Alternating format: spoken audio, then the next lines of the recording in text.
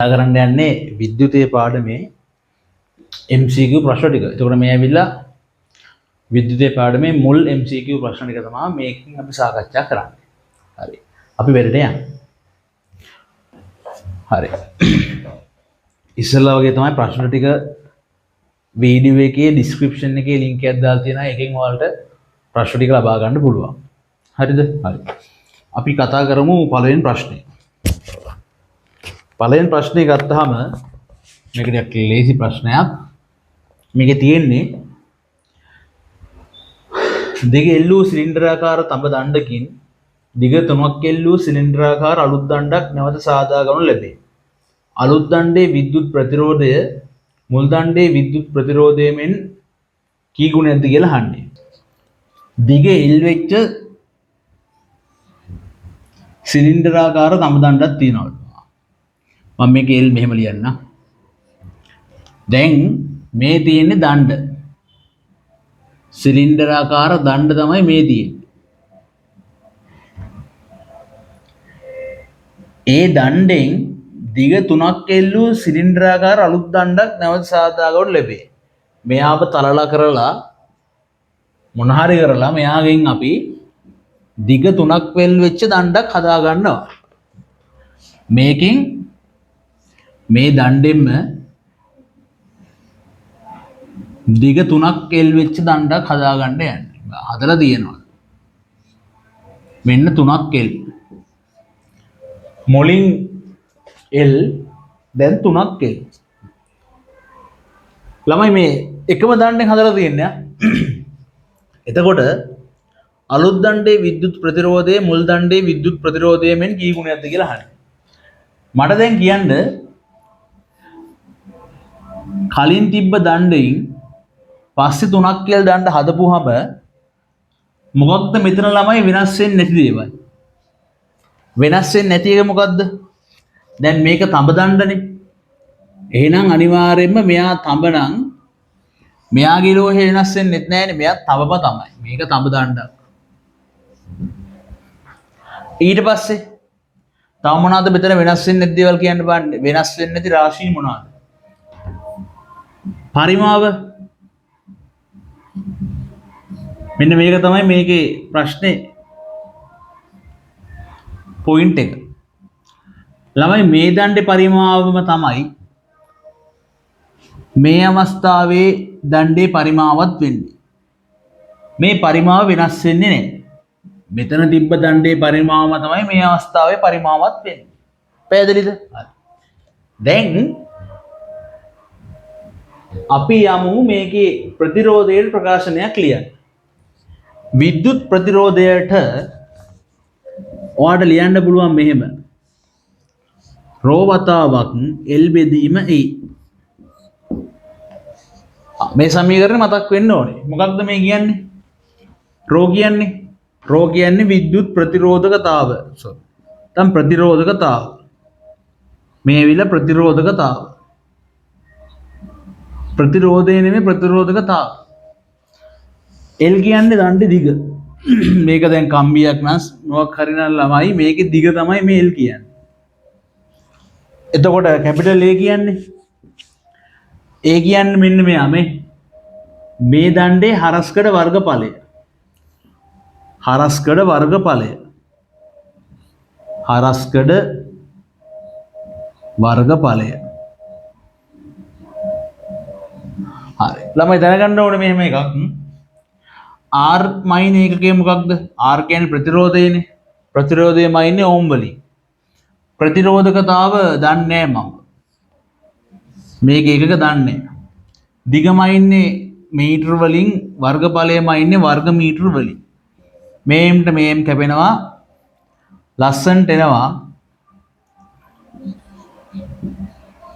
මෙන්න මේ ප්‍රතිරෝධකතාවයේ ඒකක මොකද්ද? ඕම් මීටර කියලා එනවා. ප්‍රතිරෝධකතාවම ඉන්නේ මොනවා වලින්ද? ඕම් මීටර වලින්. මෙන්න එතකොට යාගේ ඒකකය මේ කොටු වරහණක් දාලා තියෙන්නේ. මේකෙන් කියන්නේ ප්‍රතිරෝධකතාවයේ ඒකක තමයි මේකෙන් සංකේතවත් කරන්නේ. හරි. එතකොට ඔය ටිකක් දන්නවනේ.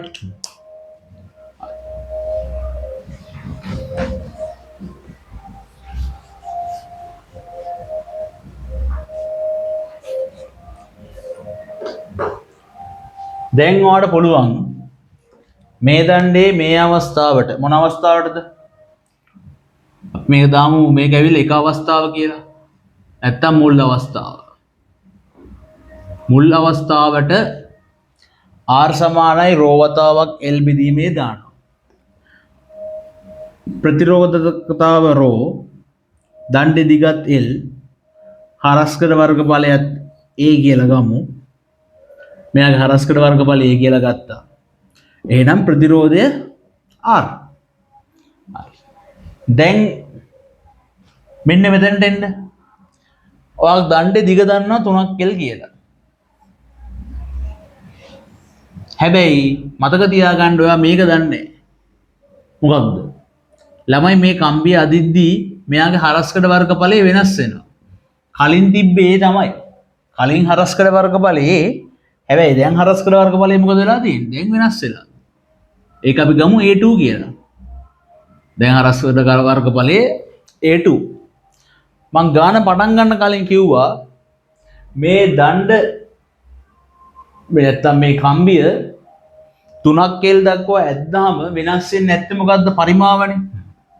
එහෙනම් මෙතන ඔයාලට ලියන්න පුළුවන් එක අවස්ථාවේ පරිමාවයි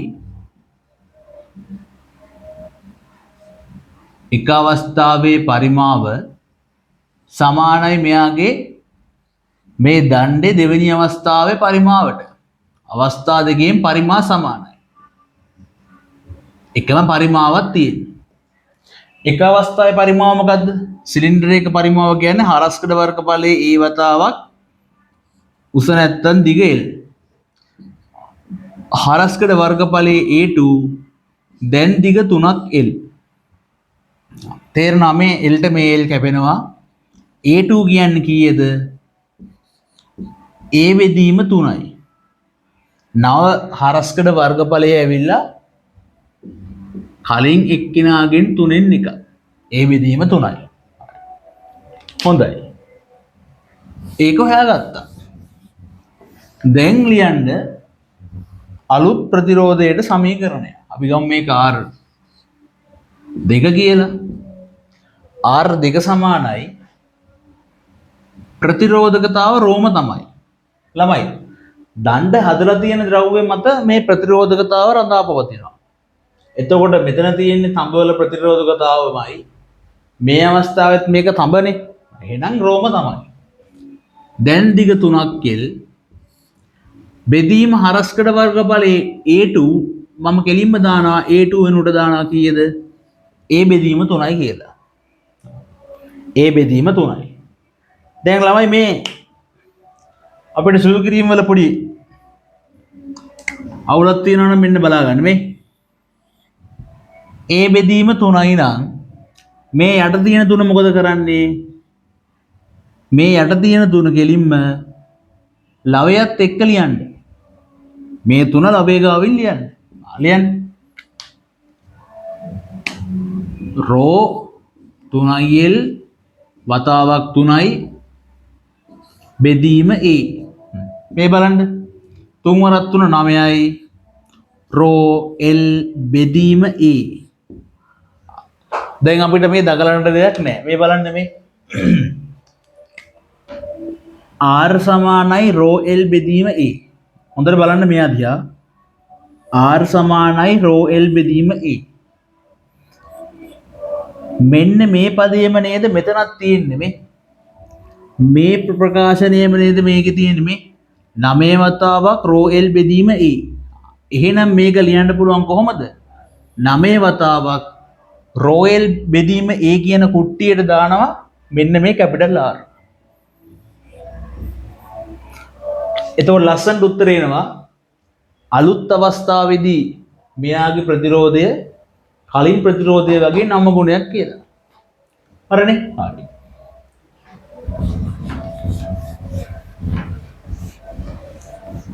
අපි යන් දෙවෙනි ගානට.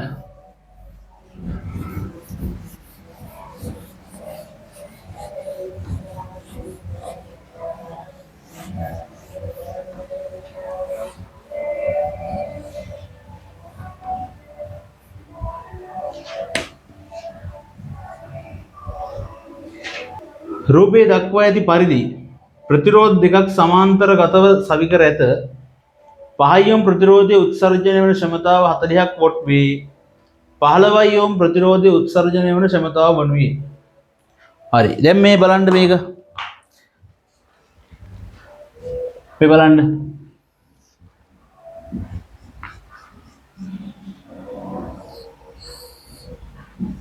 මෙහෙම අපිට පරිපථයක් දීලා තියෙනවා.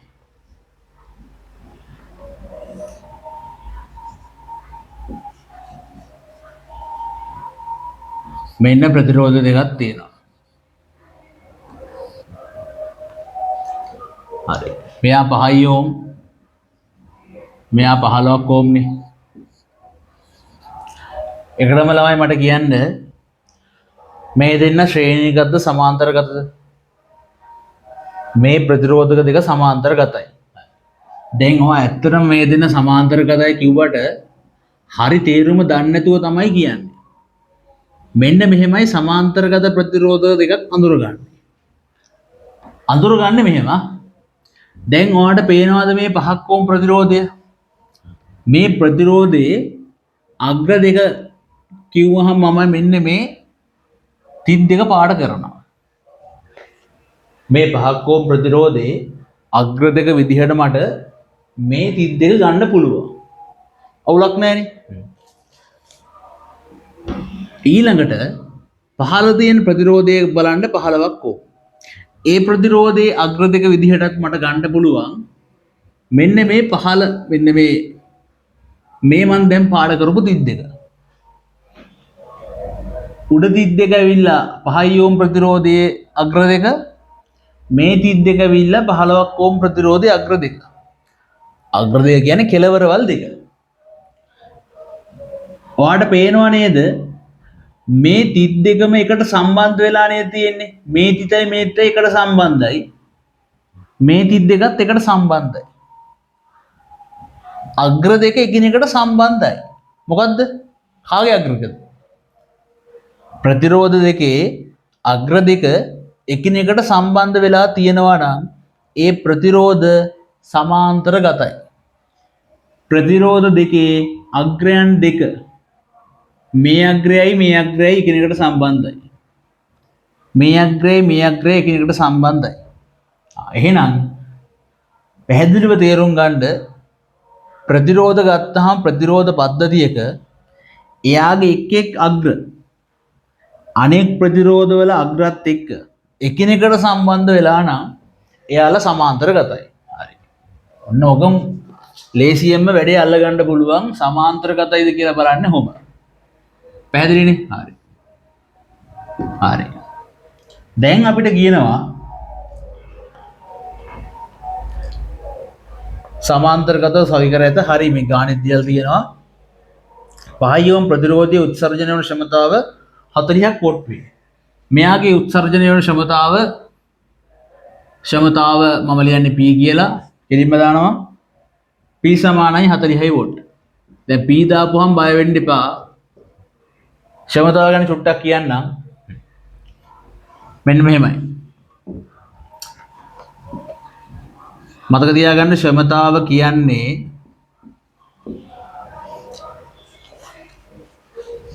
ඒක කාලයකදී පරිභෝජනය වන ශක්ති ප්‍රමාණය. අපිට පුළුවන් මේ ශක්තිය බෙදන්න කාලෙ. පැහැදිලිද? ක්ෂමතාව සමානයි ශක්තිය බෙදීම කාලය. විද්‍යුත ඇසුරින් මේක චුට්ටක් පැහැදිලි කරනවා නම් හිතන්න මෙහෙම විදුලි කේතලයක් තියෙනවා. ඒ විදුලි කේතලය අපි විනාඩියක් දාලා තියෙද්දි විනාඩි එකක් යව අපි ක්‍රියාත්මක කරලා තියෙද්දි එයා යම් කිසි ශක්තියක් පරිභෝජනය කරනවා. එතකොට අපි කියන්නේ ඒක මේ ක්ෂමතාව වර්ධක් වල තියෙන මෙහෙම. විදුලි කේතලය තප්පර එකකදී ජූල් 20ක් පාවිච්චි කරනවා නම් තප්පර එකකදී එයා ජූල් 20ක කරන්ට් එකක් ගන්නවා. ජූල් 20ක ශක්තියක් ගන්නවා. එහෙනම් එයාගේ ක්ෂමතාවය 20යි වෝල්ට්. ලයිට් එකක් තියෙනවා. ලයිට් එක තප්පරයකදී ජූල් 5ක ශක්තියක් ලබා ගන්නවා. එහෙනම් ක්ෂමතාව කීයද? ජූල් 5ක් ගන්න තප්පරයක නම් ක්ෂමතාවය 5යි වොට්. තේරුම් ගන්න. එතකොට ශක්තියමයින ඒකකයේ ජූල්, කාලයමයින්නේ තප්පර වලින්. මෙතන ක්ෂමතාවයේ ඒකක ඇවිල්ලා මොනවාද? ක්ෂමතාවයේ ඒකක ඇවිල්ලා දැන් දන්නවා. අපි ජූල් ලෙස්ටින් එක කියලා කියන්නේ නැහැනේ. අපි ලස්සන එකයක් කියනවා වොට් කියලා. ඔන්න ක්ෂමතාව කිව්වහම පැහැදිලි අදහසක් ඔයාගේ ඔළුවේ දැන් තියෙනවා. දැන් ක්ෂමතාවට බය වෙන්න දෙයක් නැහැ. අපි මේක සංකේත වලින් ලියමු. ක්ෂමතාව කියන්නේ P, ශක්තිය කියන්නේ E, කාලය කියන්නේ T. මෙතන E කියන්නේ ශක්තිය, එනර්ජි. විද්‍යුත්ගාමක බලයටත් E තමයි දාන්නේ. මේ තියෙන විද්‍යුත්ගාමක බලය නෙමෙයි, පටල ගන්න එපා. මේ තියෙන්නේ මෙතන මම E වලින් නිරූපණය කරන්නේ ශක්තිය. දැන් ඔන්න ක්ෂමතාවේ වා අර්ථ දැක්වීම දන්නවා. දැන් එන්න ක්ෂමතාවය අපිට ලියන්න පුළුවන් මෙන්න මේ සමීකරණ වලින්. විද්‍යුත් උපකරණයක ක්ෂමතාවය වාට දෙනවා P සමානයි VI කියන ප්‍රකාශනය. මෙන්න මෙයා මතක තියෙන්න ඕනේ P සමානයි VI. ඊට පස්සේ මේ P සමානයි VI කියන සමීකරණයයි අපි ගාව තියෙන ඕම් නියමය කියලා සමීකරණයක්. V සමානයි IR. මෙන්න මේ දෙන්න එකතු කරලා අපි හදනවා තව සමීකරණයක්. P සමානයි I වර්ග R. P සමානයි I වර්ග R අරන් තියෙන්නේ කොහොමද? මේ මෙතන V වෙනුවට IR පදේ දාපුවම මෙතන එනවා I වර්ග R කියලා. ආයෙ මට ලියන්න පුළුවන් ක්ෂමතාවය සමානයි V වර්ගයේ බෙදීම R. මෙයා අරන් තියෙන්නෙත් මෙන්න මේ P සමානයි VI ප්‍රකාශනයේ I වෙනුවට V බෙදීම R දාලා. මේ V බෙදීම R සමානයි I, ඒකෙන් තමයි මේක අරන් තියෙන්නේ. එතකොට ඔයාලට පේනවා ක්ෂමතාවයට P සමානයි VI ලියන්න වලින් හදන්නත් පුළුවන්. P සමානයි I වර්ග R දාන්න පුළුවන්. P සමානයි V වර්ග බෙදීම R කියන ප්‍රකාශනය ලබා ගන්නත් පුළුවන්. මතක තියාගන්න මේ තියෙන ක්ෂමතාවයේ සමීකරණ 3. ගැළපෙන ගානට අදාළ ප්‍රකාශනෙත් අපි දාන්න. පැහැදිලිද? දැන් මට කියලා දෙන්න මෙතන ගාන හදන්න නම් මොකද්ද ගැළපෙන සමීකරණය? ඔයා දන්නවා සමාන්තරගත ප්‍රතිරෝධක පද්ධතිවල සෑම ප්‍රතිරෝධයක් හරහාම තියෙන්නේ එකම විභවාන්තරයක්. මේ 5 ඕම් හරහා තියෙන විභවාන්තරයම තමයි තේරුම් ගන්න මේ 15ක් ඕම් ප්‍රතිරෝධය හරහාත් තියෙන්නේ. මෙයා හරහා තියෙන විභවාන්තරේ V නම් මෙයා හරහා තියෙන විභවාන්තරෙත් V. ඒ වගේම තමයි තව පටල ගන්න කාරණයක් තමයි මේ ප්‍රතිරෝධකයේ සමගය තියෙනවානේ. මේ දෙන්නගේ සමකය හරහා තියෙන විභවාන්තරය වෙන්නේ කීයද? මෙන්න මේ වීම තමයි. එක් සමාන්තරගත ප්‍රතිරෝධ පද්ධතියක ළමයි එක් ප්‍රතිරෝධය හරහා පවතින එකම විභවාන්තරයක්. ඒ වගේම තමයි මේ සමාන්තරගත ප්‍රතිරෝධ පද්ධතියක සමග ප්‍රතිරෝධය ගත්තාම මේ දෙන්නගේ සමගය ගත්තාමත් ඒ සමගය හරහා තියෙන විභවාන්තරයක් කීයද? වීම තමයි. හරි.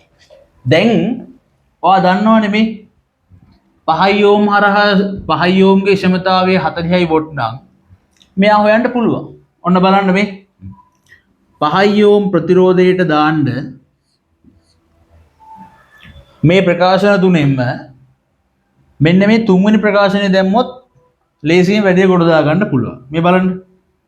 තුන්වෙනි ප්‍රකාශනයේ හැටියට අපි දන්නවා 5 ඕම්ගේ ක්ෂමතාවය 40යි වොට්.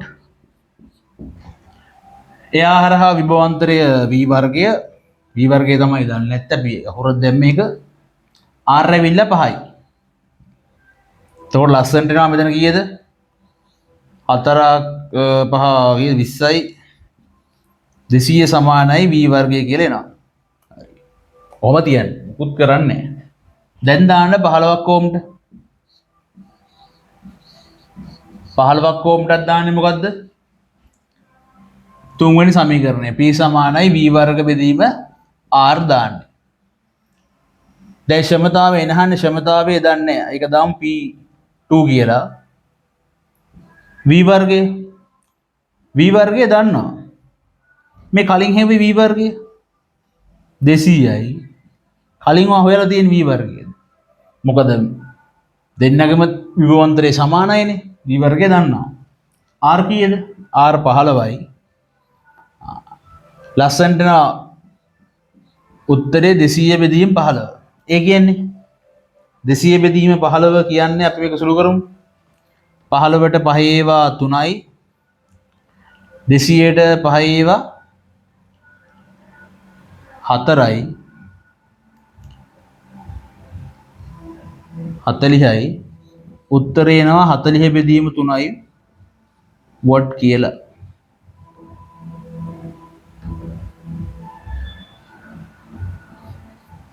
හතලිය බෙදීම 3යි වෝල්ට්. පැහැදිලිනේ? ක්ලේසි ගන්න.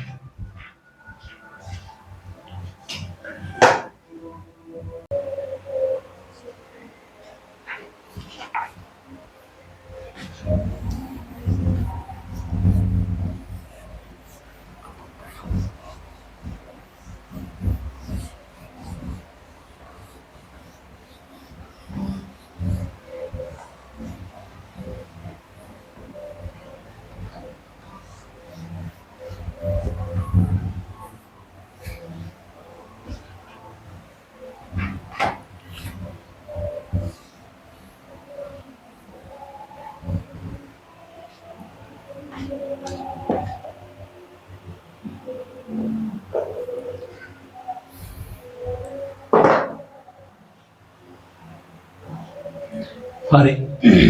පරිණාමක ගැන ඔයා මේ ටික දැනගන්න ඕනේ. හරි.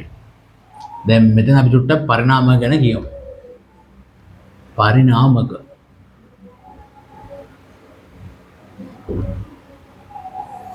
මේ තුන්වෙනි ප්‍රශ්නේ මම පොඩ්ඩක් හඳුන්වනවා.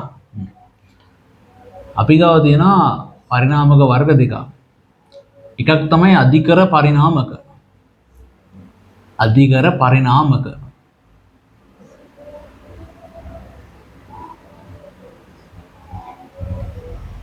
තව එක්කෙනෙක් ඉන්නවා අපි හරි දාමුකෝ. අවකර පරිණාමක. අවකර පරිණාමක. දැන් මෙහෙමයි මේක මම මෙහෙම මතක තියාගන්න. අධි කියන එකේ ළමයි මොකක්ද තේරුම? අධි කියන්නේ වැඩි කරනවා කියන එකනේ. අධි කියන්නේ වැඩි කරනවා, එහෙනම් අව කියන්නේ අඩු කරනවා කියන එක. මෙයා කරන්නේ මොකක්ද? වෝල්ටීයතාව වැඩි කරනවා. වෝල්ටීයතාව මෙයා වැඩි කරනවා.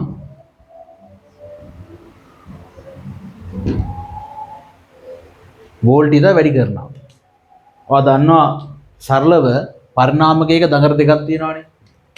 වෝල්ටීයතාව වැඩි කරනවා නම් මතක තියාගන්න ඕන කාරණේ මොකද්ද? ප්‍රාථමික දඟරේ වෝල්ටීයතාවට වඩා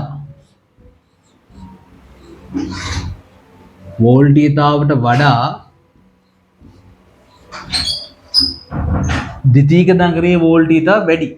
වෝල්ටීයතාව වැඩි කරනවා නම් ප්‍රාථමික දඟරේ වෝල්ටීයතාවට වඩා එහෙනම් මෙයාගේ ද්විතීක දඟරේ වෝල්ටීයතාව වැඩි.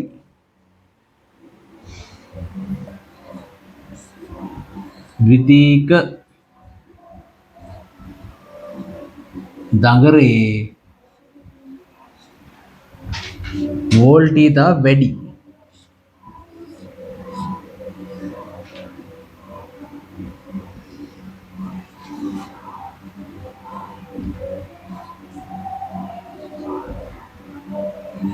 වැඩිය. හරි. දැන් මම මේක මේ පැහැදිලිව ලියන්නේ ඔයාලට හොඳට තේරුම් ගන්න. ප්‍රාථමික දඟරය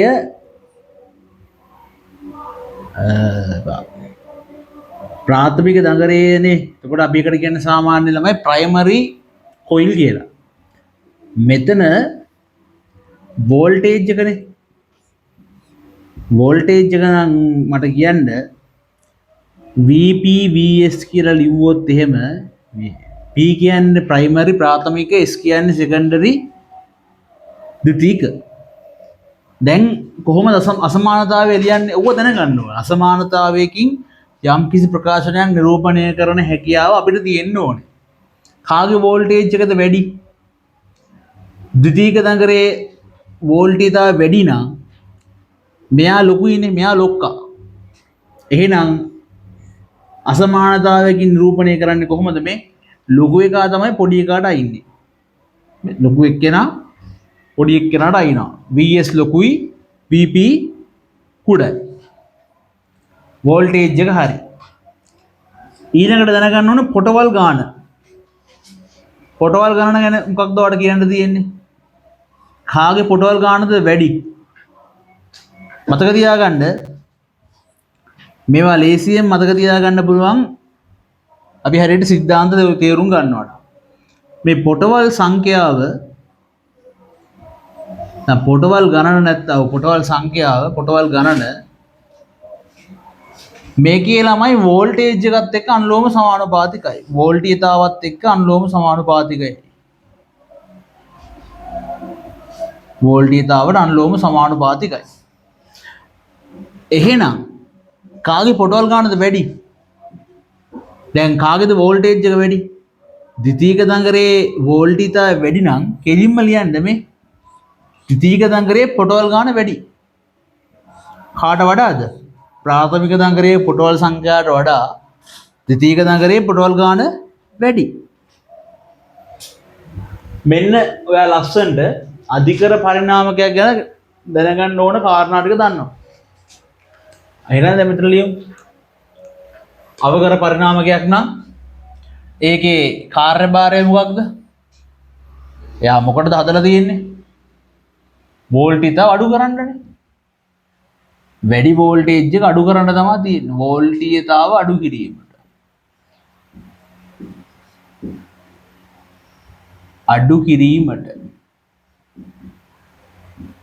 වෝල්ටීයතාව අඩු කිරීමට තමයි මේක හදලා තියෙන්නේ. එතකොට අවකර පරිණාමකයක ප්‍රාථමික දඟරය ගත්තොත් ප්‍රාථමික දඟරයේ වෝල්ටීයතාව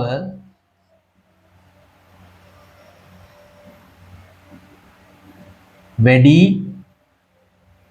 ද්විතීක දඟරයේ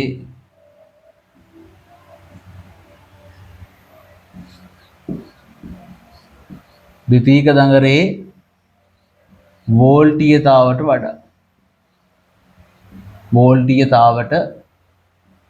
වඩා මේක නිරූපණය කරනවා නම් සංකේත වලින් VP ලොකුයි VS කුඩයි. ඊළඟට පොටවල් ගාන ප්‍රාථමික දඟරයේ පොටවල් ගාන වැඩි වෙන්න ඕනේ. ප්‍රාථමික දඟරයේ පොටවල් ගණන වැඩි ද්විතීක දඟරයේ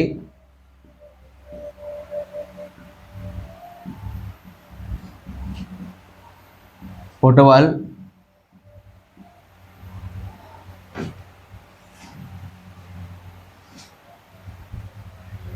ප්‍රාථමික දඟරයේ පොටවල් ගාන වැඩි ද්විතීක දඟරයේ පොටවල් ගන්නට වඩා. මේක නිරූපණය කරන්න පුළුවන් NP ලොකුයි NS කියලා. පැහැදිලිනේ? හරි.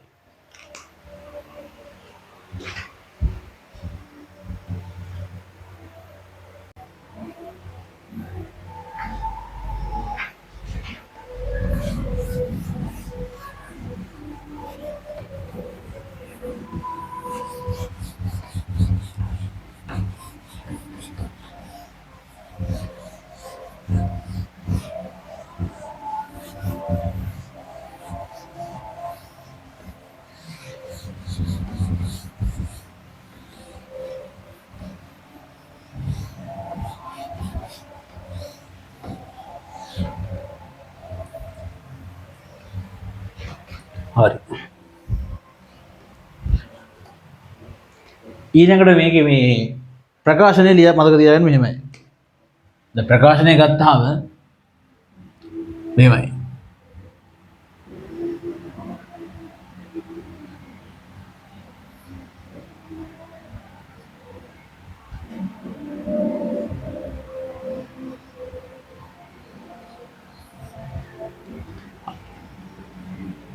ඔහොම තියෙනවානේ. ප්‍රාථමික දඟරය, ද්විතීයික දඟරය. දැන් ප්‍රාථමික දඟරයේ වෝල්ටේජ් එක VP, පොටවල් සංඛ්‍යාව NP. මෙයාගේ වෝල්ටේජ් එක VS, පොටවල් ගාන NS. දැන් සමීකරණ ලියද්දී අමතක කරන්න ඒක අධිකර පරිණාමකයක්ද ප්‍රාථමික පරිණාමකයක්ද කියන එක අමතක කරන්න. පැහැදිලිද? හරි. ඒක අමතක කරලා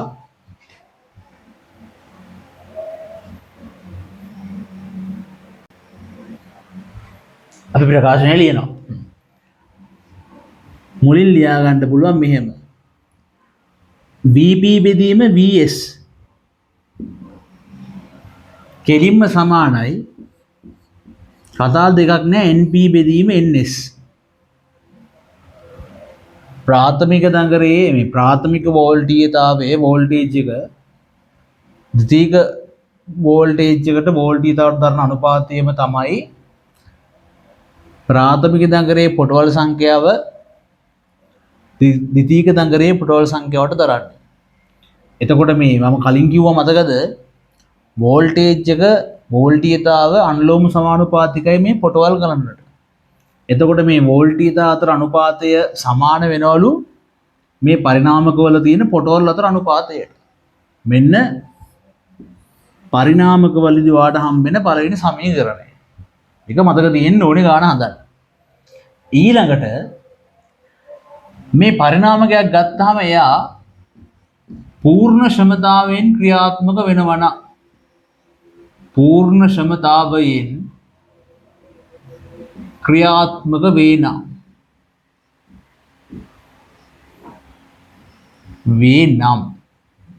ඒ කියන්නේ මෙහිම කතාවක්. ශක්ති හානියක් වෙන්නේ නැත්නම් එයාලා කියන්නේ මෙහෙමයි. හිතන්නකෝ මෙහෙම.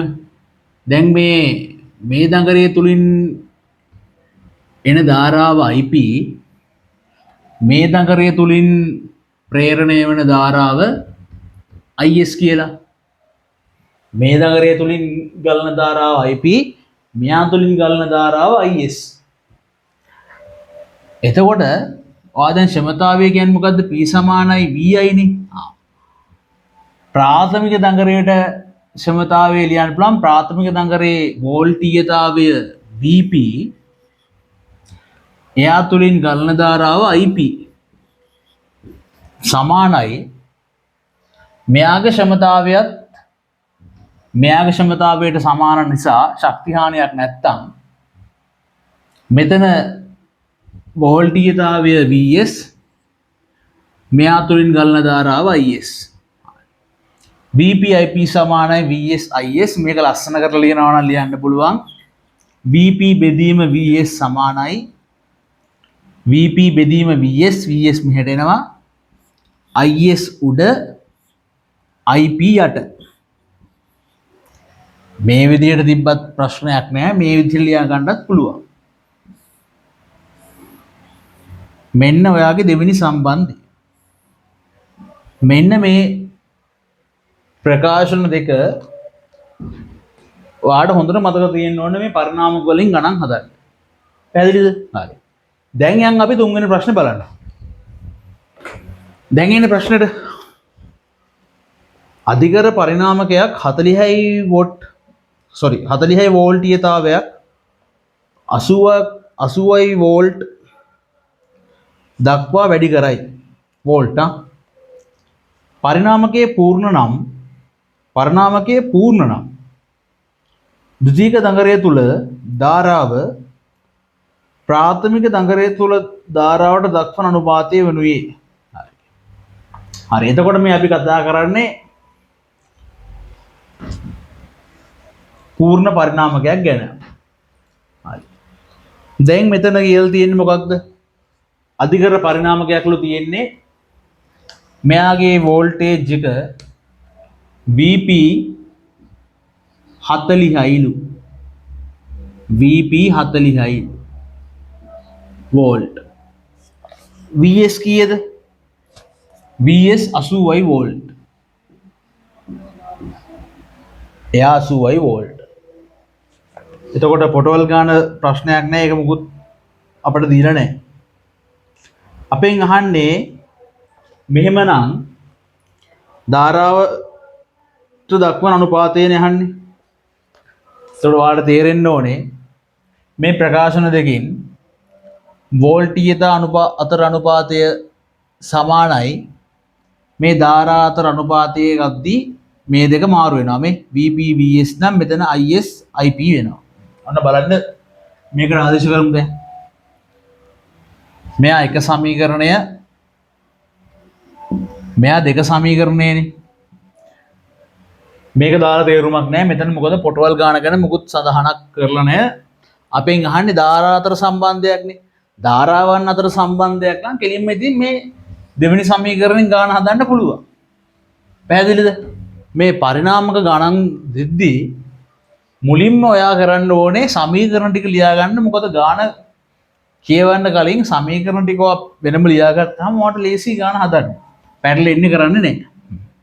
දැන් දාමු VP බෙදීම VS සමානයි. VP බෙදීම VS නම් මෙයා IS බෙදීම IP. VP 40යි. VP 40යි වෝල්ට්. VS 80යි වෝල්ට්. IS බෙදීම IP. වෝල්ට් වෝල්ට් කැපෙනවා, බිඳුවට බිඳුව කැපෙනවා, 4ට 4 එකයි. දැන් මතක තියාගන්න මෙතන උත්තරේ කීයද ආවේ? මෙතන වල උත්තරය ආවේ භාගය සමානයි IS බෙදීම IP නේ. හරි. දැන් මෙන්න මෙතන මේ භාගයෙන් අපිට මොකද්ද කියන්නේ? අනුපාතයක් විදිහට ලිව්වොත් 1ට 2 මේ භාගයේ අනුපාතයක් විදිහට ලිව්වොත් කියන්නේ මෙහෙම. එතකොට මෙතන අනුපාතය IS ට IP පැහැදිලි අනුපාතය නේද මේ? 1ට 2 සමානයි IS ට IP. අනුපාතයක් විදිහට ලියන්න ඔහොමයි. හරි. හතරවෙනි ප්‍රශ්නට යන්.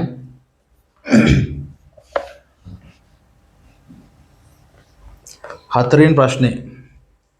රූපයේ දැක්වෙන පරිපථය ප්‍රතිරෝධ 9කින් සමන්විත වේ. A හා C අතර සමග ප්‍රතිරෝධය සොයන්න. මෙන්න පරිපථය දීලා තියෙනවා.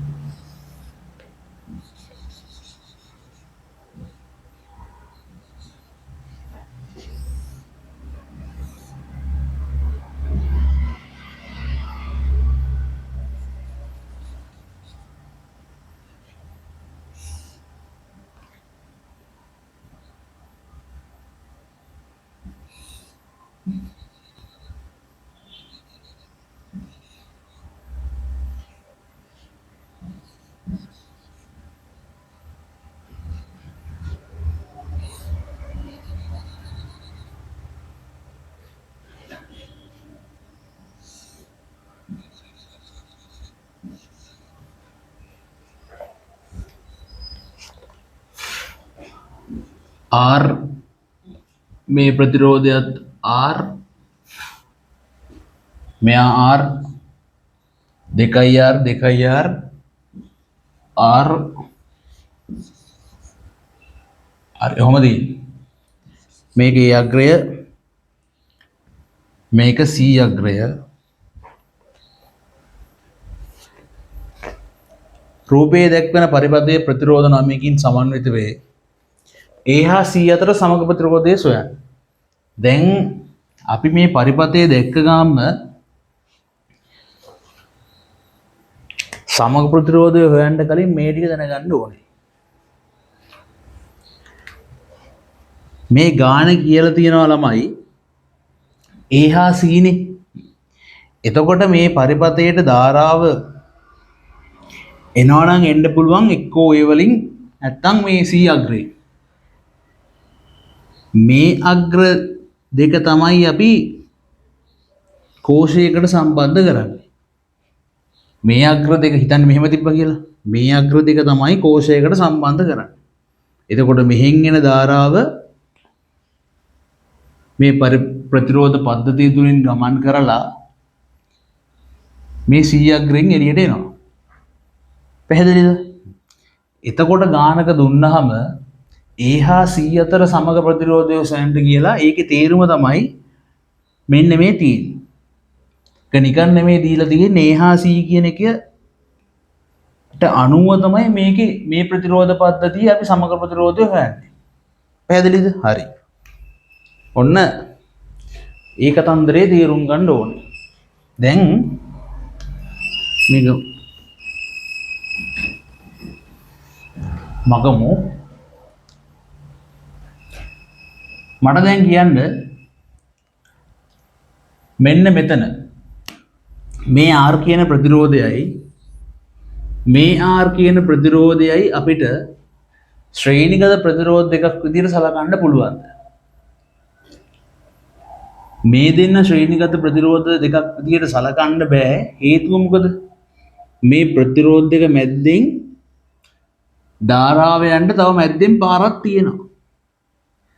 එහෙම පාරක් තියෙද්දී මේ R දෙන්න ශ්‍රේණිගත වෙන්නේ. ඒ වගේම තමයි මේ R ප්‍රතිරෝධය මේ දෙකයි R ප්‍රතිරෝධයේ ශ්‍රේණිගත වෙන්නේ නැහැ.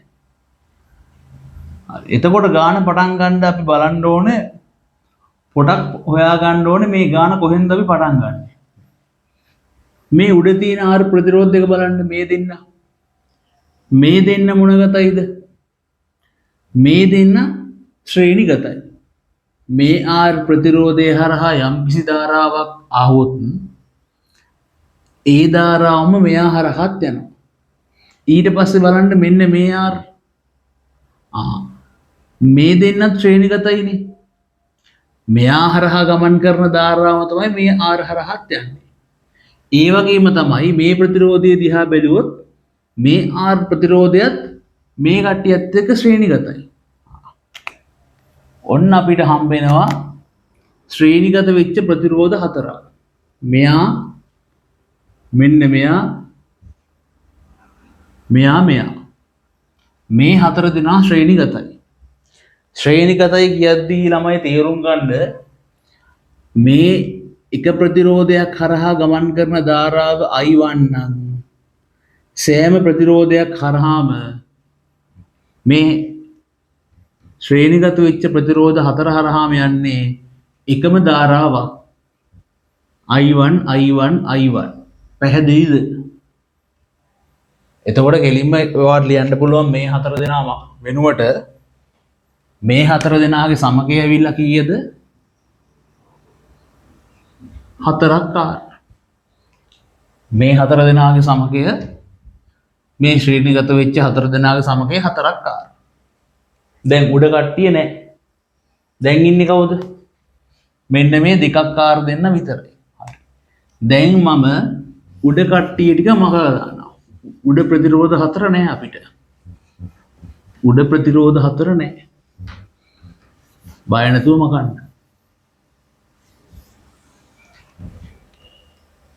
මෙන්න උඩ කට්ටිය වෙනුවට එයාලගේ සමගය මං ඇන්දා 4ක් R කියලා.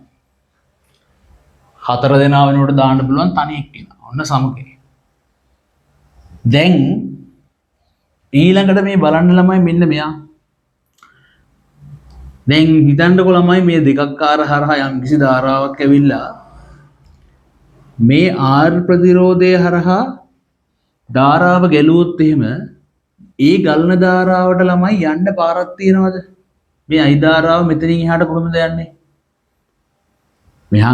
මේ R වලින් පස්සේ ළමයි එහාට යන්න පාරක් නැහැනේ.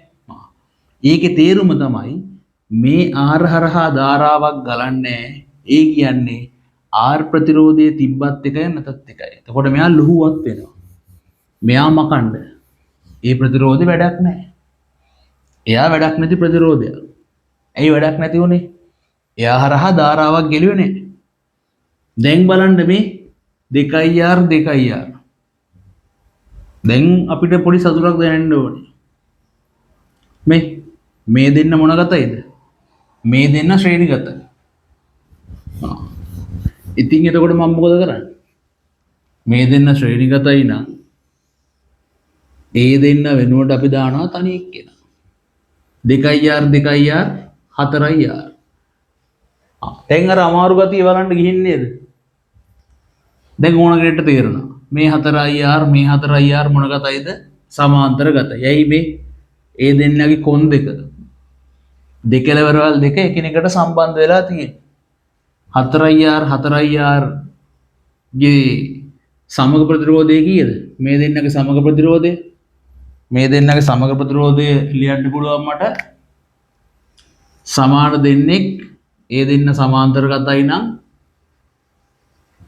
සමකය හොයන්න 4ක් R බෙදන්න 2. සමාන්තර ගතයි දෙන්නගේ විශාලත්වය සමානයි. ඒ නිසා මන් 2කින් බෙදුවා. දෙකකින් බෙදන්න ළමයි විශාලත්වය සමාන දෙන්නෙක් ඉන්න නිසා. එකපාර කියන්නේ උත්තරේ 2R. ඒ කියන්නේ 4ක් R ලගේ සමග ප්‍රතිරෝධය 2R. මෙන්න මෙයත් මකන්න. වැඩක් නැහැ. හරි. දැන් බලන්න. දැන් ප්‍රතිරෝධ 3ක් තියෙනවා. මොන ගතයිද? ඉතින් ධාරාවක් යවලා බලන්න. I ධාරාවක් යවුවොත් I ධාරාව මෙතනින් ආවා. EI ධාරාව දෙකක් R හරහාත් ගැලුවා. EI ධාරාවම මෙයා හරහාත් ගැලුවා. කිසි අවුලක් නැහැ මේ. I ධාරාව මෙයා හරහා ගියා. EI ධාරාවම දෙකක් R හරහාත් ගලනවා. මෙයා හරහාත් ගලනවා. එහෙනම් මේ තුන් දෙනා ශ්‍රේණිගතයි. කීයද? R 2R R. ලස්සනට උත්තර එනවා. මෙතන සමග ප්‍රතිරෝධය මේ තුන් දෙනාගේ සමග ප්‍රතිරෝධය R සමග සමානයි 3යි 4යි. 4ක් R කියලා එනවා. ලේසි ගානක්. හරි අපි පස්වෙනි ගානට.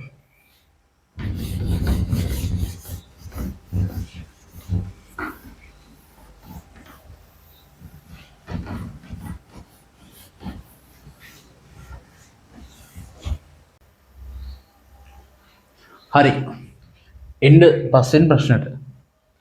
දැන් පස්වෙනි ප්‍රශ්නේ තමයි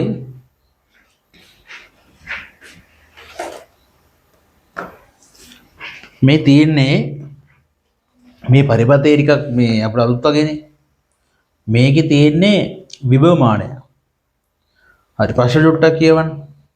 දිග L හා ප්‍රතිරෝධය R වූ ඒකාකාර කම්බියක් අභ්‍යන්තර ප්‍රතිරෝධය R හා විද්‍යුත්ගාමක බලයේ E වූ බැටරියක් හරහා සම්බන්ධ කර ඇත. හරි මෙන්න E මෙන්න V. අභ්‍යන්තර ප්‍රතිරෝධය සිම්පල් R.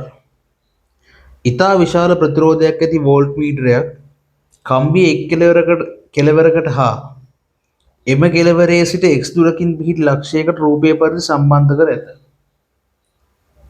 මෙතන ඉඳන් මෙතන දුර x ලෝ සම්බන්ධතාව හරි චුට්ටක්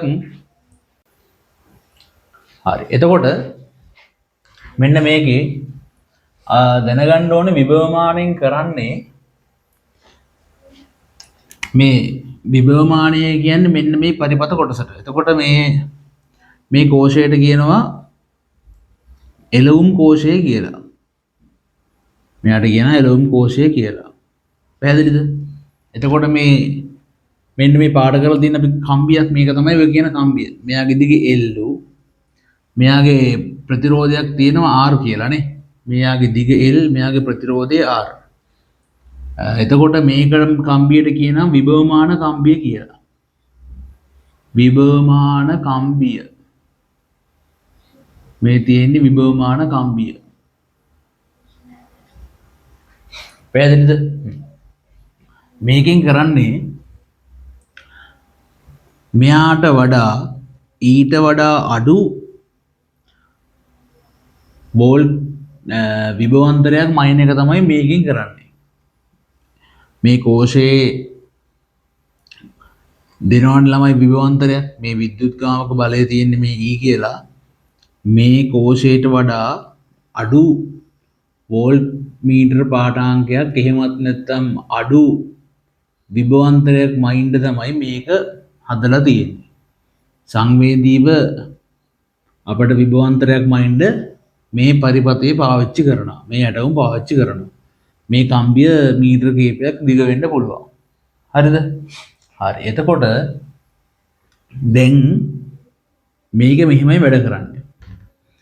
මේකේ ළමයි මේ තියෙන ධනාග්‍රයනේ. මේ තියෙන ධනාග්‍රය. මේ තියෙන ඍණාග්‍රය. එතකොට සාමාන්‍යයෙන් අපි මේ වෝල්ට් මීටරෙත් ළමයි මෙතන සම්බන්ධ කරද්දී මේ පැත්තෙන් සම්බන්ධ කරන්නේ එයාගේ ධනාග්‍රය තමයි. මේ පැත්ත ධනාග්‍රයට තමයි මෙයාගේ ධනාග්‍රයත් සම්බන්ධ කරන්නේ. ඊට පස්සේ මේ වෝල්ට් මීටරේ ඍණාග්‍රයක් තියෙනවානේ. ඒ ඍණාග්‍රය සම්බන්ධ කරන්න කලින් මෙන්න මෙතෙන්ට ළමයි දාගන්න ඕනේ ගැල්වනෝමීටරය. මේ ඇවිල්ලා ගැල්වනෝමීටර. මැද බිඳු ගැල්වනෝමීටරය. ගැල්වනෝමීටරය. මැද බිඳු ගැල්වනෝමීටරය. ඒක ඕනේ. පැහැදිලිද? ඊළඟට මේකට කියන්න පුළුවන් සර්පණ යතුර කියලා. මෙයාව අපට එහෙම අරන් යන්න පුළුවන් මේ කම්බිය දිගේ. මෙයාව අපට එහෙම අරන් යන්න පුළුවන්. මේකට කියනවා සර්පණ යතුර. සර්පණ ස්පර්ශකය හරි ස්පර්ශකය. සර්පණ ස්පර්ශකය. ස්පර්ශකය ඔන්නෝම ලකුණු කරගන්න පුළුවන්. හරිද? සර්පණ ස්පර්ශකය. අනිත් එක තමයි මේකෙදී මේ සර්පණ ස්පර්ශකය ළමයි මේ කම්බිය දිගේ ඇදගෙන යන්න හොඳ නැහැ. එතකොට මෙයාගේ මේ කම්බියේ පොඩි සියුම් පළුද්දක් හරි ඇති වුණොත් එයාගේ හරස්කඩ වර්ගඵලය වෙනස් වෙනවානේ. ඒ නිසා අපි මේ ස්පර්ශකය මේ කම්බිය දිගේ ඇදගෙන යන්නේ තනින් තිය තමයි බලන්නේ මේ කොතනින්ද සන්තුලනය වෙන්නේ කියලා. මේ x දුර හොයද්දී සන්තුලන දිග තමයි මේ x කියන්නේ. මේ x කියන්නේ සන්තුලන දිග.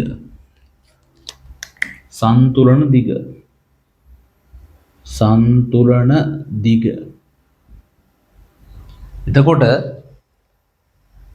මේ x හොයද්දී මේ සර්පණ යතුර සර්පණ ස්පර්ශකය හරි යතුර හරි එයාව තනින් තිය තමයි බලන්න ඕනේ මේ කම්බිය දිගේ ඇදගෙන යන්නේ නැහැ. එතකොට කම්බිය පළුදු වෙනවා.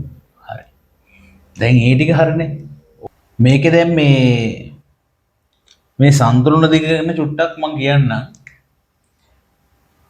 හිමීට තේරුම් ගන්න. දැන් මේ තමයි වෝල්ට් මීටරේ ධනාග්‍රයනේ. මේ තියෙන වෝල්ට් මීටරේ ඍණාග්‍රය. මේ ධනාග්‍රයට තමයි මෙතන ධනාග්‍රය නම් ඒ ධනාග්‍රය සෙට් වෙන්න ඕනේ ළමයි කෝෂයේ ධනාග්‍රය තියෙන පැත්තටම තමයි.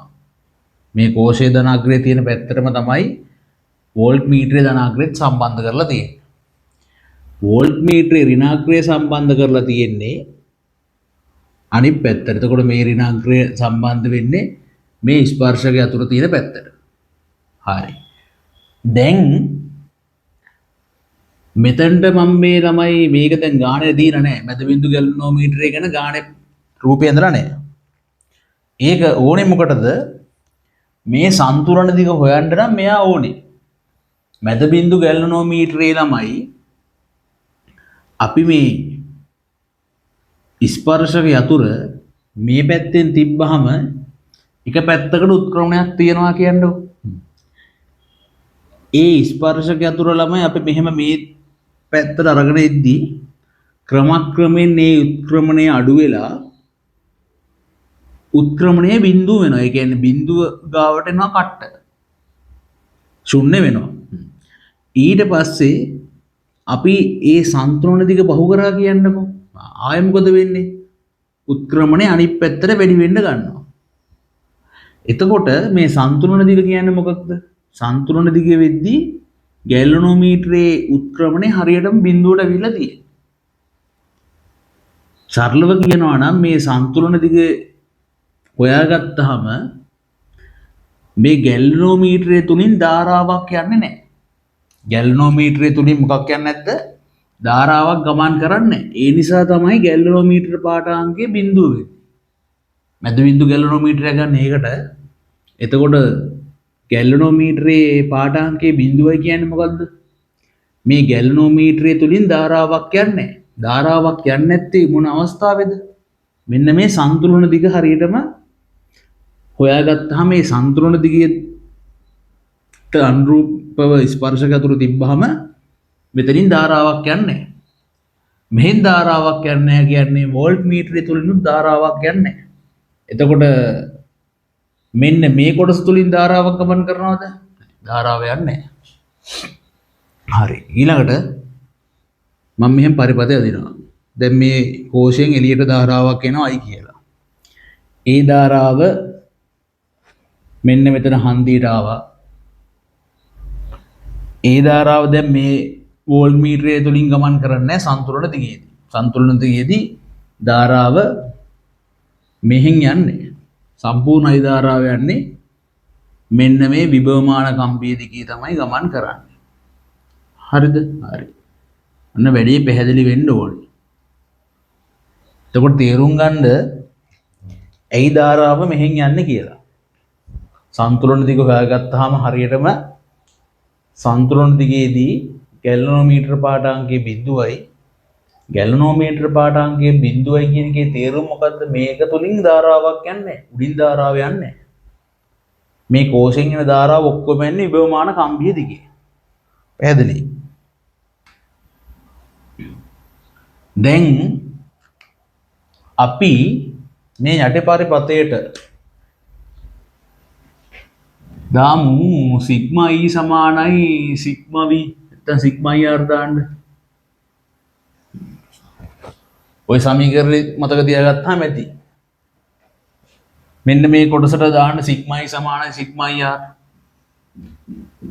විද්‍යුත්ගාමක බලය E. එළියට එන ධාරාව I. අභ්‍යන්තර ප්‍රතිරෝධයක් තියෙනවා R කියලා. ඊට අමතරව මේ කම්බිය ගත්තොත් එහෙම විභවමාන කම්බියේ සම්පූර්ණ ප්‍රතිරෝධයත් කැපිටල් R. එතකොට මට මෙතනින් හොයාගන්න පුළුවන් මෙන්න මේ ධාරාව ඇවිල්ලා E බෙදීම R ධන R. I සමානයි E බෙදීම R ධන R. මෙන්න මම හොයාගත්ත ධාරාවට ප්‍රකාශනය. හරි. ඒක එහෙම තියන්න. දැන් මම මෙහෙම වැඩක් කරනවා. මම හොයනවා විභවමාන කම්බියේ විභවාන්තරයට ප්‍රකාශනයක් ගන්න යන්නේ. විභවමාන කම්බිය ගත්තොත් එහෙම මේ කම්බියේ දෙපස විභවාන්තරය හොයන්න යන්නේ. විභවමාන කම්බියේ විභවාන්තරය. මම කියන එක පැහැදිලි වෙන්න ඕනේ. මේ කම්බියේ විභවාන්තරය කීයද කියලා හොයන්න යන්නේ. අපි දාමුකෝ විභවමාන කම්බියේ විභවාන්තරය V0 කියලා. V0 සමානයි ඕම් නියමය දැම්මොත් IR කියලා ලියන්න පුළුවන්. කම්බිය තුලින් ගලන ධාරාව I, කම්බිය ප්‍රතිරෝධය R. V0 සමානයි I කියන්නේ E බෙදීම R ධන R වතාවක් R. හරි. කලබල වෙන්න එපා. ඔය මම මොකද්ද කරේ? විභවමාන කම්බියේ විභවාන්තරයට ප්‍රකාශනයක් ලිව්වේ. දැන් මම විභවාන්තරය දන්නවනේ. එහෙනම් මට පුළුවන් මෙතන විභව අනුක්‍රමණය කීයද කියලා හොයන්න. මේ කම්බියේ විභව අනුක්‍රමණය. හරි. සරලව කියන්නම් ළමයි විභව අනුක්‍රමණය කියන්නේ මේ කම්බියේ විභවාන්තරය තියෙනවනේ. කම්බියේ විභවාන්තරයේ V නෝට්. ඒ V නෝට් බෙදනවා කම්බියේ දිගේ. කම්බියේ දිග කීයද? කැපිටල් L නේ. V නෝට් ඇවිල්ලා E R බෙදීම R ධන R මෙන්න මෙයාව බෙදනවා L වලින් කියන්නේ මෙන්න මේක තමයි එන්නේ. බෙදීම L මේ පදේ බෙදීම L. හරි. ඔන්න අපට ආව විභව අනුක්‍රමණය. පැහැදිලිද? හරි. ඔතනට පැහැදිලි වෙන්න ඕනේ. ඊළඟට දැන් මම විභව අනුක්‍රමණය දන්නවනේ. හරි. එතකොට මට ලියන්න පුළුවන් ළමයි මෙන්න මේ කොටසට විභව අනුක්‍රමණයට සංකේතයක් දානවා K කියලා. විභව අනුක්‍රමණය කියන්නේ K. විභව අනුක්‍රමණය කියන්නේ K. එතකොට අපිට ළමයි මේ කම්බියේ විභවාන්තරය ලියන්න කිව්වොත් ලියන්න පුළුවන් ප්‍රකාශනයක් ලියන්න පුළුවන් V සමානයි K වතාවක් L කියලා. විභව අනුක්‍රමණය මම K කියලා ගත්තොත් මට ලියන්න පුළුවන්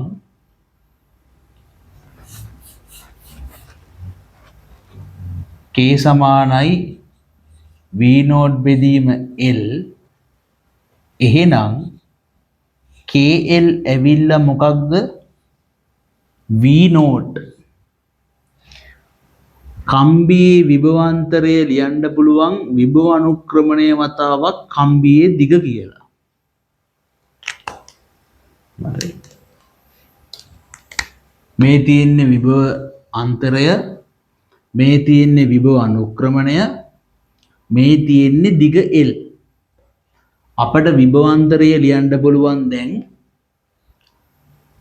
විභව අනුක්‍රමණය වතාවක් කම්බියේ දිග සමානයි V නෝට් කියලා. මේ ප්‍රකාශනයේ පැත්තකින් තියලා කියන්නේ. එතකොට අපි දැන් විභව අනුක්‍රමණය දන්නවනේ. එතන විභව අනුක්‍රමණය දන්නවා. කම්බියේ මුළු දිගක් දන්නවා. එහෙනම් ඔයාට විභවාන්තරයට ප්‍රකාශනයක් මේ විදිහට ගන්න පුළුවන්. දැන් මෙතන කියනවා මේ වෝල්ට් මීටරයට අදාළව සන්තුලන දිග x ලු. වෝල්ට් මීටරයට අදාළ සන්තුලන දිග. අපි දැන් යන් වෝල්ට් මීටරේ දිහාවට. වෝල්ට් මීටරය ගත්තාම ඒකේ අග්‍ර දෙක සම්බන්ධ කරපුවාම වෝල්ට් මීටර පාඨාංකයේ V නේ. වෝල්ට් මීටර පාඨාංකයේ V. වෝල්ට් මීටර පාඨාංකය ඇවිල්ලා V. වෝල්ට් මීටර පාඨාංකය ඇවිල්ලා V. ඊට අදාළ සන්තුලන දිග කීයද? සන්තුලන දිග කැපිටල් X. සන්තුලන දිග ඇවිල්ලා කැපිටල් X. එහෙනම් දැන් සම්බන්ධයක් ලියන්න පුළුවන් වෝල්ට් මීටර පාඨාංකය V නම් වෝල්ට් මීටර පාඨාංකය V සමානයි මෙන්න මෙයා ආදේශ කරන්න. විභව අනුක්‍රමණය වතාවක් දිග. දැන් මෙතන ළමයි කම්බියේ සම්පූර්ණ විභවාන්තරයේ V නෝට් නම් එතකොට ඊට අදාළ දිග වෙන්නේ L නේ. දැන් මෙතන මේ V ට අදාළ සන්තුලන දිග ඇවිල්ලා කීයද? X. එහෙනම් වෝල්ට් මීටර පාඨාංකයේ V නම් අපිට ලියන්න පුළුවන් V සමානයි විභව අනුක්‍රමණයේ K වතාවක් සන්තුලන දිග X කියලා. මේක ලියාගත්ත කියන්නේ ඔයාට ගාන කොට දා ගන්න පුළුවන්. එහෙනම් අපිට ලියන්න පුළුවන් V සමානයි K කියන්නේ මොකද්ද? ER බෙදීම r වතාවක් l වතාවක් x. මෙන්න එනවා v හා x අතර සම්බන්ධය.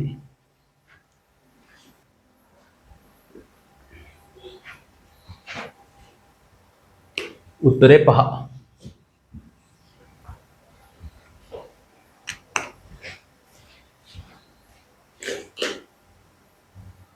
හයවෙනි ප්‍රශ්නේ 60 වොට් 230 V ටංස්ටන් සූත්‍රිකා බල්බයක් 250 V විභවයෙන් ක්‍රියා කරවීමේදී ප්‍රකාශ තුනක් දීලා තියෙනවා. මොකද වෙන්නේ කියලා කියන්නේ. දැන් මේකේ අර කොහොම බල්බයක් අපි ඇඳලා ගමුකෝ. ළමයි මේ බල්බය ගැන පොඩි විස්තරයක් දීලා තියෙනවා. විස්තරේ තමයි මෙන්න මේ දීලා තියෙන්නේ. 60 වොට් වලින් වැඩ කරනවලු 230ක් දුන්නහම 230 V විභවාන්තරයක් මෙයාට ලබා දුන්නහම 60 වොට් ක්ෂමතාවෙන් මෙයා ක්‍රියාත්මක වෙනවා. එතකොට මේ දීලා තියෙන්නේ බල්බේ ප්‍රමාණය තමයි මෙතන මේ හඳුන්වලා තියෙන්නේ. මේකට කියන්නේ ප්‍රමාණනය. ප්‍රමාණනය.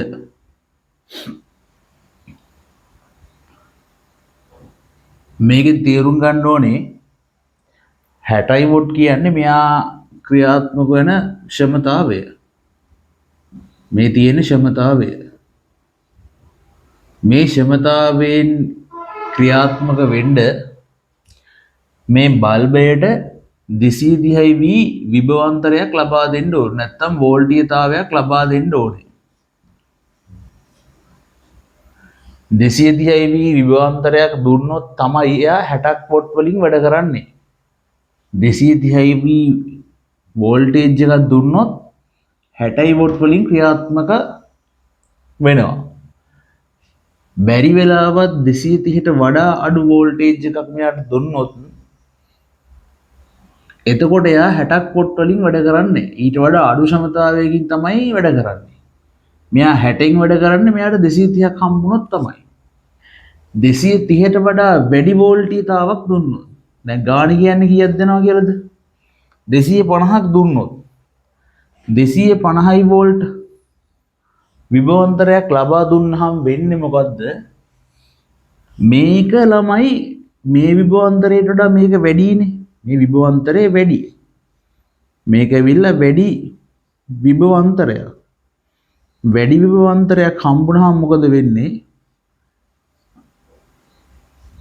මෙයා ඊට වැඩි ක්ෂමතාවයකින් ක්‍රියාත්මක වෙන්න ගිහින් මේ බල්බේ පිලිස්සෙන්න පුළුවන්. 60 වොට් ක්ෂමතාවයට වඩා වැඩි ක්ෂමතාවයකින් මෙයා ක්‍රියාත්මක වෙන්න ගිහිල්ලා මේ බල්බේ පිලිස්සෙන්න පුළුවන්. වැඩි විභවාන්තරයක් හම්බුනහම වෙන්න පුළුවන් දේ මොකද්ද? වැඩි ක්ෂමතාවෙන්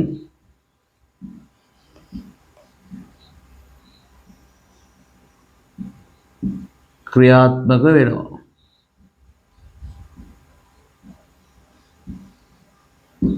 එතකොට වැඩි ක්ෂමතාවෙන් ක්‍රියාත්මක වෙනවා කියන්නේ මෙහෙම එකක්. දැන් 60 වොට් වලදී ළමයි මෙයාගේ යම් කිසි දීප්තියක් තියෙනවානේ. මෙතනදී මේ බල්බෙන් ලබා දෙන දීප්තිය වැඩි. දීප්තිය වැඩි. එළිය වැඩි. දීප්තිය වැඩි. ඊට පස්සේ බැරි වෙලාවත් ළමයි ඒ ක්ෂමතාවය මෙයාට වරුත් දුන්නේ නැත්නම් එහෙම වැඩි ධාරාවක් ආවොත් බල්බේ පිලිසී යා හැකියි. බල්බය පිලිසී යා හැකියි. පැහැදිලිනේ? ඔය ටික තමයි වෙන්නේ. අපි යන් ප්‍රකාශන වලට 60 වොට්ට වඩා පරිභෝජනය කරයි. හරි, ඒක වෙන්න පුළුවන්. 250ක් හම්බුනහම වෙන්නේ මොකද්ද? 60 වොට් ක්ෂමතාවයට වඩා වැඩි ක්ෂමතාවයක් මෙයා පරිභෝජනය කරන්න පුළුවන්. ඒක හරි. B එහි ප්‍රතිරෝධය 230යි v හිදී ප්‍රතිරෝධයට වඩා අඩු වේ. ප්‍රතිරෝධයට මුකුත් වෙන්නේ නැහැ. ඔන්න කතන්දරේ මතක තියාගන්න. ප්‍රතිරෝධය ළමයි නියතයි. B එහි ප්‍රතිරෝධය 230යි හිදී ප්‍රතිරෝධයට වඩා අඩු වේ. ප්‍රතිරෝධය අඩු වෙන්නෙත් නැහැ. ප්‍රතිරෝධය වැඩි වෙන්නෙත් නැහැ. එහි ප්‍රතිරෝධය 230 වෝල්ට් හිදී ප්‍රතිරෝධයට වඩා අඩු වේ. මෙහෙමනේ ළමයි මෙතන අපි කතා කරන්නේ. අපි දන්නවා අපිට ලියන්න පුළුවන් මෙහෙම. P සමානයි Vi නේ. ක්ෂමතාවයට ප්‍රකාශනයක් ලියුවොත් P සමානයි Vi. ඊට අමතරව ඔයාලා දන්නවා ක්ෂමතාවයට තව ප්‍රකාශනයක් ලියන්න පුළුවන් P සමානයි I වර්ග R කියලා. මේ දෙකම ක්ෂමතාවයට ලියන්නේ. ළමයි මෙතන R කියන්නේ ප්‍රතිරෝධයනේ. අපි ගත්තොත් එහෙම මේ බල්බේ සූත්‍රිකා දඟරය තුලින් ධාරාව ගලනකොට එයාගේ ප්‍රතිරෝධය කියන එක රඳා පවතින්නේ මේ දඟරේ මතනේ. R කියන ප්‍රතිරෝධය රඳා පවතින්නේ මේ දඟරේ මත. මේ දඟරය ළමයි වෙනස් කරන්නේ නැහැ අපි. කලින් තිබ්බ දඟරෙම තමයි තියෙන්නේ. එතකොට තේරුම් ගන්න මෙයාගේ ප්‍රතිරෝධය මුකුත් වෙනස් වෙන්නේ නැහැ. පැහැදිලිද? මෙහෙම කාරණයක් තියෙනවා. මේ බල්බය ඕමික සන්නායකයක් නොවේ. හරි. එච්චර හිතන්න අවශ්‍ය නැහැ. තේරුම් ගන්න මෙන්න මෙයා ගත්තාම මේ වෝල්ටේජ් එක වැඩි වුණා කියලා මෙයාගේ ළමයි මේ දඟරේ මුකුත් වෙනස් වීමක් සිද්ධ වෙන්නේ නැහැ. එතකොට මේ බල්බේ ප්‍රතිරෝධය කලින් තිබුණු ප්‍රතිරෝධයම තමයි. එතකොට B වැරදි. B ප්‍රකාශය වැරදි. C එහි දීප්තිය 230යි V හිදී දීප්තියට වඩා වැඩි වේ. 230ට වඩා දැන් දීප්තිය වැඩි. අනිවාර්යෙන් C හරි. එතකොට උත්තරේ එනවා 6ට උත්තරේ 4 A හා C පමණක් සත්‍ය වේ. මේ ප්‍රතිරෝධය චුට්ටක් ආයෙ පැහැදිලි කරනවා නම් අපි දන්නවනේ ඉතින් ප්‍රතිරෝධයට ප්‍රකාශනයක් ලියන්න පුළුවන් R සමානයි ρ වතාවක් L බෙදී මේ කියලා අපි ඉගෙන ගන්නවනේ සමීකරණයක්. එතකොට මේ ප්‍රකාශනය හැටියට වාට තේරෙනවා නේද? වෝල්ටේජ් එක වැඩි කරාට ළමයි මේ කම්බි මේ බල්බ් එකේ දඟරය තුල ප්‍රතිරෝධකතාවත් එහෙම නැත්නම් දඟරයේ දිගවත් බල්බේ සූත්‍රිකා දඟරේ හරස්කඩ වර්ගඵලයවත් වෙනස් කරේ නැහැනේ. එතකොට මෙයාගේ ප්‍රතිරෝධය නියතයි කියලා සලකන්න පුළුවන්. හරිද? අපේ මට්ටමින් අපි එහෙම සලකන්න පුළුවන්. එතකොට මෙතන අපි ප්‍රතිරෝධය වෙනස් වෙනවා කියලා ගන්නෙ නැහැ. හරි. උත්තරේ හරි. 6ට 4. හරි. අපි යමු 7 වෙනි ගානට. 7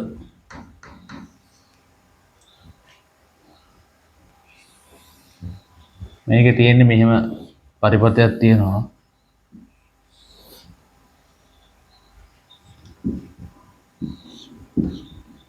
මෙය 2 වෝල්ට්, මෙය 2 වෝල්ට්. මේ කෝෂ දෙකේ අභ්‍යන්තර ප්‍රතිරෝධ දෙක R. ප්‍රශ්නේ කියන්නේ විද්‍යුත් ගාමක බලය 2 වෝල්ට් වන බැගින් වන 2 වෝල්ට් බැගින් වන අභ්‍යන්තර ප්‍රතිරෝධය සහිත සරසම කෝෂ දෙකක් රූපයේ දැක්වෙන පරිදි එකිනෙකට සම්බන්ධ කර ඇත A හා B අතර විභවාන්තරය වනුයේ. හරි. දැන් මේක මෙහෙමයි.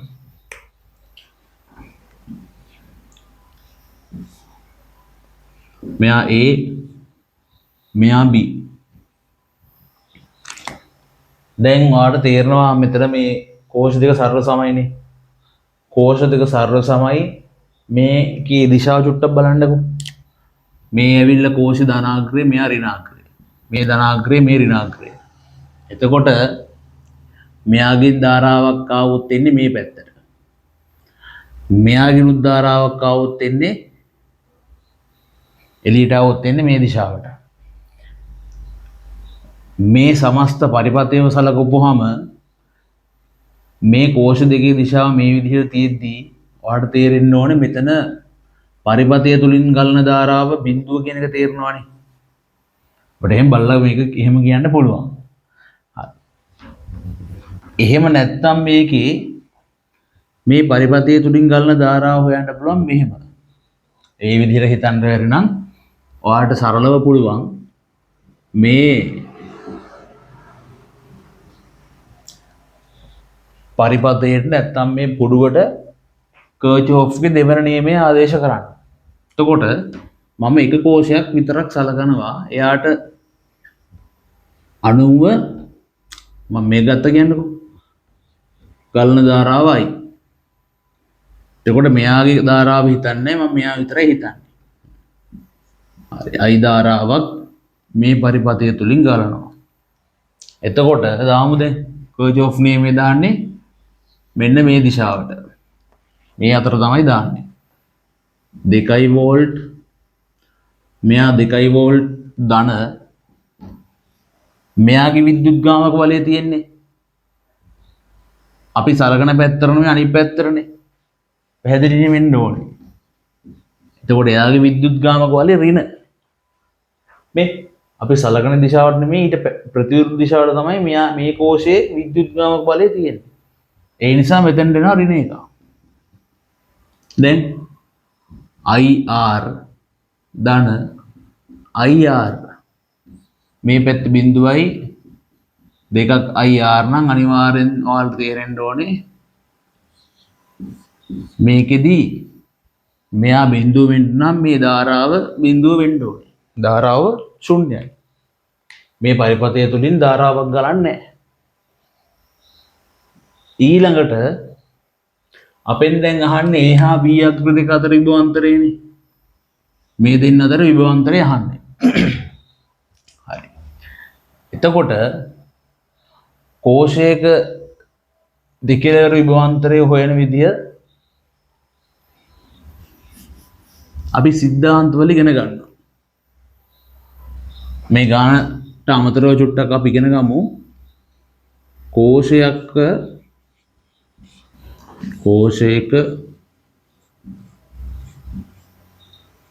දෙකලවර විභවාන්තරය මම කෙටියෙන් කියන්නම්කෝ. කෝෂයක් තියෙනවා. ඒ කෝෂයෙන් එළියට නම් ධාරාව එන්නේ මෙන්න මේ කෝෂයේ විද්‍යුත් ගාමක බලය E නම් අභ්‍යන්තර ප්‍රතිරෝධයත් R නම් මෙන්න මේ කෝෂයෙන් එළියට නම් ධාරාව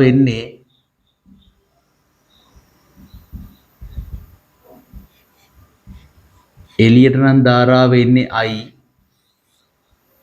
අපිට ලියන්න පුළුවන් මෙන්න මේ ලක්ෂ දෙක අතර විභවාන්තරේ V කියලා. මේ ලක්ෂ දෙක අතර විභවාන්තරේ සමානයි E ඍණ IR. මේ කෝෂයෙන් ධාරාව එළියට එනකොට අභ්‍යන්තර ප්‍රතිරෝධයේ සිම්පල් R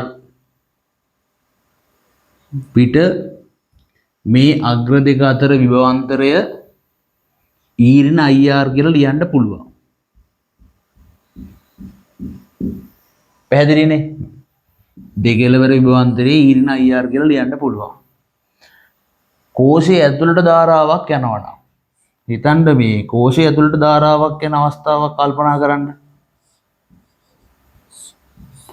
ඔයා ෆෝන් එක චාර්ජරයට ගහලා තියෙද්දි මොකද වෙන්නේ? ෆෝන් එකේ බැටරියට කරන්ට් එක ෆෝන් එකේ බැටරිය තුලට කරන්ට් එක ගලනවානේ. දැන් කරන්ට් එක ඇතුළට යන්නේ. කෝෂයේ ඇතුළට යන්නේ. එතකොට අපිට ලියන්න පුළුවන් මෙතන දෙකලවර විභවාන්තරයේ ප්‍රකාශනයක් විදිහට ලියන්න පුළුවන් V සමානයි E ධන IR කියලා.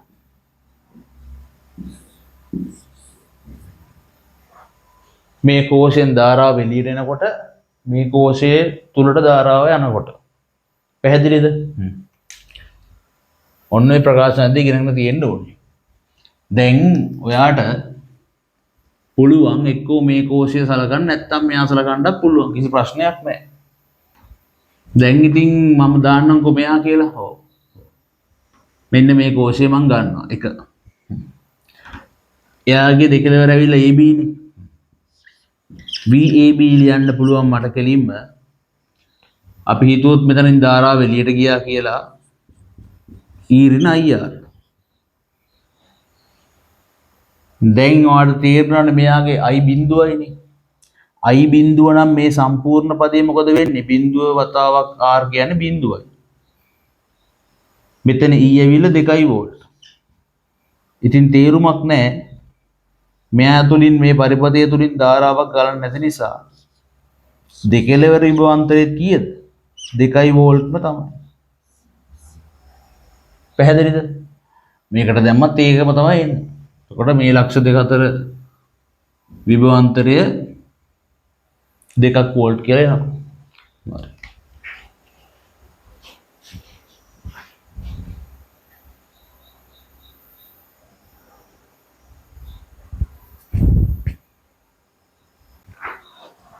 හරි. 8 වෙනි ප්‍රශ්නේ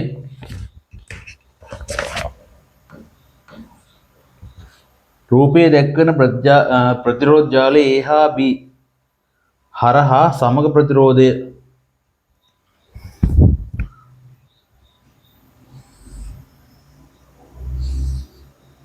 අපි දැන් කලිනුත් මේ වගේම ගණක් හැදුවා. මෙයා 10ක් ඕම්. මෙයා 100යි ඕම්.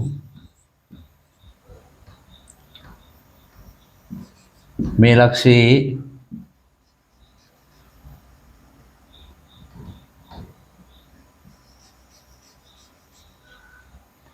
මෙයා 1000ක් ඕම්.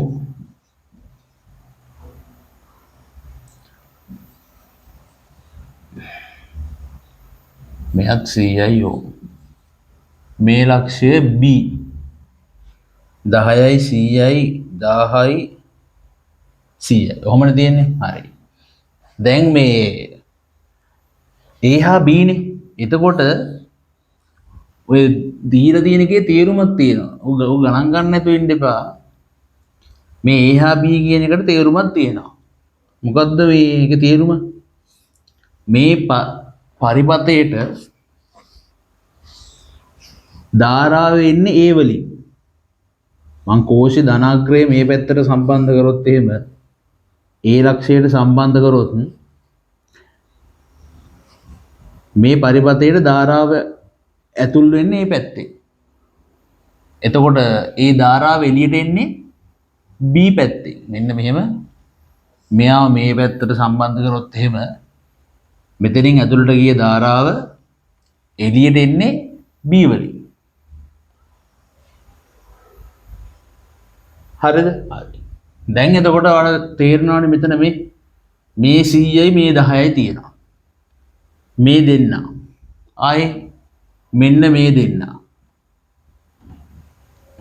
සමාන්තරගතයද ශ්‍රේණිගතයද? 100ක් ඕම් හරහා ධාරාවක් ආවොත් ඒ ධාරාව 10ක් ඕම් හරහාත් යනවා. මෙන්න 100ක් ඕම් ප්‍රතිරෝධය හරහා යන ධාරාව ඒ ධාරාවම කිසිම වෙනසක් නැතුව 10ක් ඕම් හරහා ගලාගෙන යනවා. මේක අමතක කරලා මෙයා දිහා බලන්න. 1000ක් ඕම් ප්‍රතිරෝධය හරහා යම් ධාරාවක් ගැලුවා නම් ඒ ධාරාවම මෙයා හරහාත් යනවා. 100ක් ඕම් හරහාත් යනවා. ඉතින් මේ දෙන්න ශ්‍රේණිගතයි. එතන කීයද සමගය එතකොට? ඒ දෙන්න ශ්‍රේණිගතයි නම් ඒ දෙන්නගේ සමගය 100යි 10යි 110යි.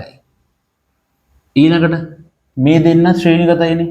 මේ දෙන්න වෙනම ශ්‍රේණිගතයි. 1000යි 100යි. 1000යි 100යි ගත්තාම එතන සමකය 1100යි. 1100යි ඕම්. මෙන්න AB. මේ ප්‍රතිරෝධයෙන් තමයි මම මේක යන්නේ. දැන් මේ දෙන්න සමාන්තරගතයි නෙමේ අග්‍ර දෙක සම්බන්ධයි. දෙන්නගෙම කොන් දෙක එකට සම්බන්ධ වෙලා තියෙන්නේ. 110යි 1100යි. ගන්න එකයට R සමක සමානයි එකයට 110 ධන එකයට 1100යි. පොදු හරේ මොකද්ද පොදු හරේ? මේ 110 10න් වැඩි කරාම 1100යි. මේ පැත්ත 10න් වැඩි කරනවා මෙයත් 10න් වැඩි කරන්න. ඊළඟට මෙතන එකතු කරන්න. 11 බෙදීම 1100යි 11ට 11 1යි මෙතන 11ට 1යි. ලස්සන්ට එනවා එකයට R සමක. එකයට R සමක 1 බෙදීම 100යි. එකයට R සමක ඇවිල්ලා 1 බෙදීම 100ක් නම් මේ පරිපතේ සමග ප්‍රතිරෝධය කීයද? 100ක් ඕම් කියලා එනවා. උත්තරේ 3. 8 ප්‍රශ්න උත්තරේ 3. හරිනේ. මේ වෙල 3 උත්තරේ. හරි.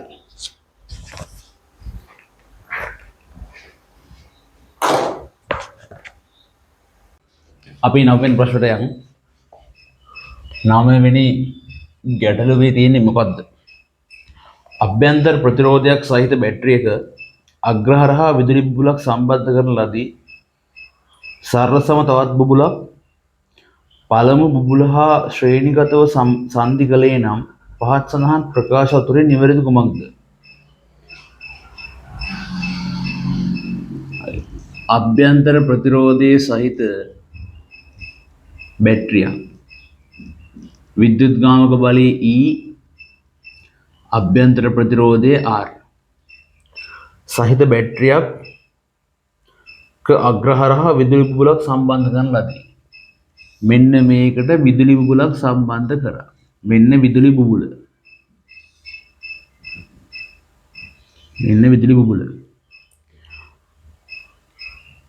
සරසම තවත් බුබුලක් පළමු බුබුල හා ශ්‍රේණිගතව සම්බන්ධ කරේ නැහැ. මෙයාට ශ්‍රේණිගතව තව එකක් සම්බන්ධ කරා නම් ඒක වෙනමද?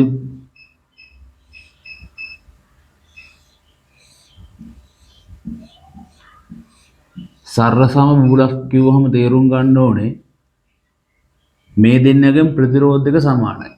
ඒ වගේම බල්බ් එකක් තමයි සම්බන්ධ කරලා තියෙන්නේ. මෙයත් E අභ්‍යන්තර ප්‍රතිරෝධය R. බැටරිය අග්‍රහරහා විභවාන්තරයේ පෙරට වඩා අඩු වේ.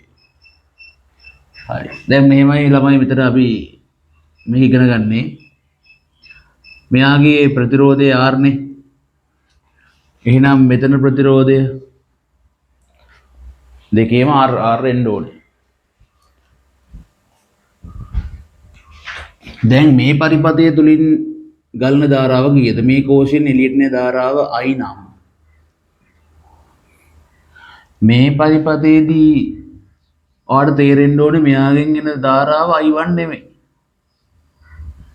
ඒක ඊට වඩා වෙනස් ධාරාවක්. මේක මම දාන I2 කියලා. හේතුව මොකද්ද? මෙතන තියෙන විදුලි බල්බ් එකයි මෙතන විදුලි බල්බ් දෙකක් තියෙනවා. මම ඉක්මනට දාන්නම් මේකට. මේකට දාමු අපි සිග්මා E සමානයි සිග්මා IR දානවා. එතකොට එනවා කෝෂයේ විද්‍යුත්ගාමක බලය E ධාරාවයි 1 අභ්‍යන්තර ප්‍රතිරෝධය R තව එකක් තියෙනවා R කියලා. I සමානයි E බෙදීම R ධන R.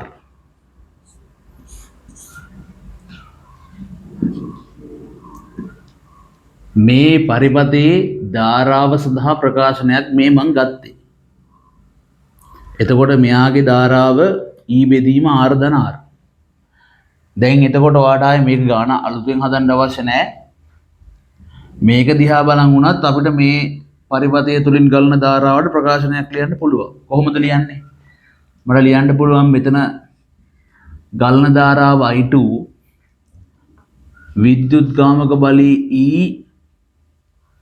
අභ්‍යන්තර ප්‍රතිරෝධයක් තියෙනවා R කියලා.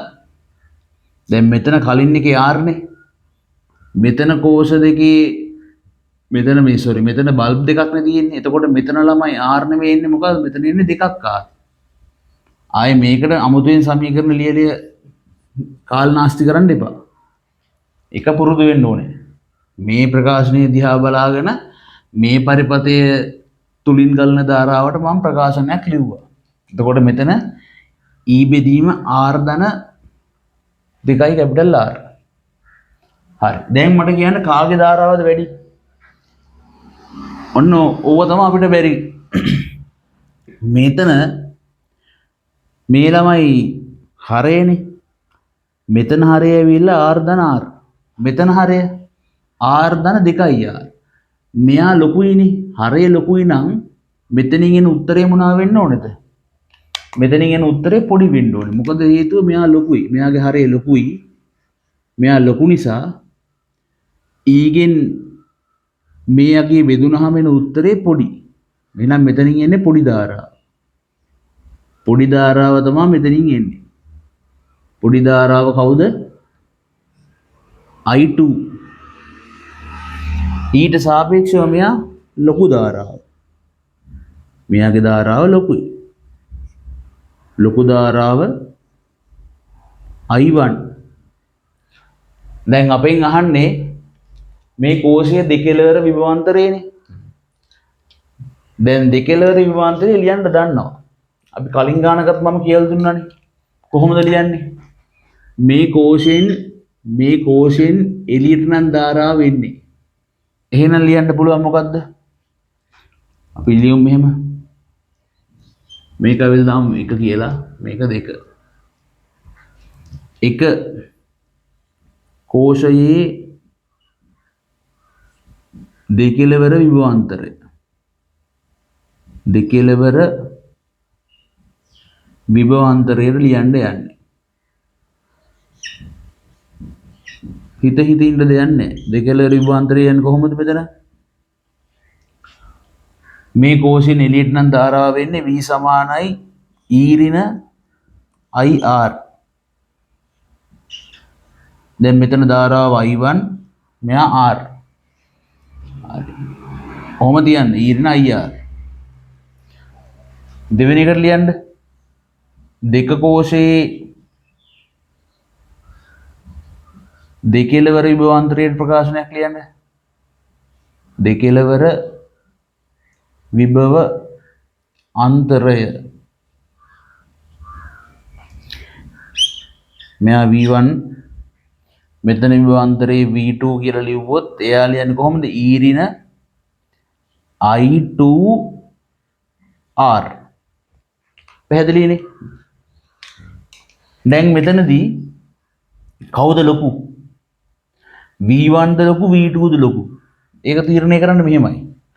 I1 ලොකුයිනේ. I1 ලොකුයි නම් මේ පදයේ ලොකුයි. මෙයා ලොකු. එතකොට මේකෙන් ළමයි ලොකු අගයක් අඩු වුණාම එන්නේ අපිට පොඩි උත්තරයක් එන්නේ. මේ විභවාන්තරයේ V1 පොඩි. මෙතන I2 පොඩිනේ. එතකොට මෙයාට සාපේක්ෂව මේ දෙන්නයි ගුණිතය පොඩි අගයක්. එහෙනම් ඊව මේ පොඩි අගෙන් අඩු වුණාම අපිට එන්නේ මොන උත්තරයක්ද? ලොකු උත්තරයක්. ලොකු විභවාන්තරයක් එනවා V2. V1 පොඩි V2 ලොකුයි. හරි. දැන් එන්න ප්‍රශ්නෙට. බැටරි අග්‍රහරහා විභවාන්තරයේ පෙරට වඩා අඩුයි. බැටරි අග්‍රහරහා විභවාන්තරයේ පෙරට වඩා අඩුයිද? නෑනේ. පෙරට වඩා වැඩි. කලින් අගයට වඩා දැන් විභවාන්තරය වැඩි. එතකොට පළවෙනි ප්‍රකාශය වැරදි. 2. බැටරි අග්‍රහරහා විභවාන්තරයේ පෙරට වඩා වැඩි වේ. හරිනේ? පෙරට වඩා වැඩි මේ. පෙර විභවාන්තරයට වඩා දැන් තියෙන විභවාන්තරය වැඩි. උත්තරේ 2. 9ට උත්තරේ 2. මෙයාට උත්තරේ 2. අනිත් ඒවා කියන්නේ බැටරිය අග්‍රහරා විභවාන්තරය නොවෙනස්ව පවතී වැරදි. ඇයි ළමයි විභවාන්තරය නොවෙනස් වෙන්නේ? වෙනස් වෙන්න හේතුව මොකද? මේ ධාරාව වෙනස් වෙනවානේ. කලින් තියෙන ධාරාව නෙමෙයි පස්සේ තියෙන්නේ. ධාරාව වෙනස් වෙද්දී මෙතන විභවාන්තරය වෙනස් වෙනවා. බැටරිය සපයන ධාරාව පෙරට වඩා වැඩිය. 4 බලන්න. බැටරියෙන් සපයන ධාරාව පෙරට වඩා වැඩිය. වැරදි. කලින්ට වඩා දැන් දෙවෙනි අවස්ථාවේ ධාරාව අඩුයි. 5. බැටරියෙන් සපයන ධාරාව නොවෙනස්ව පවතී. වැරදි. පැහැදිලිනේ? එතකොට 9 වෙනි ප්‍රශ්නේ අපිට ඔය විදිහට හිතන්න පුළුවන්.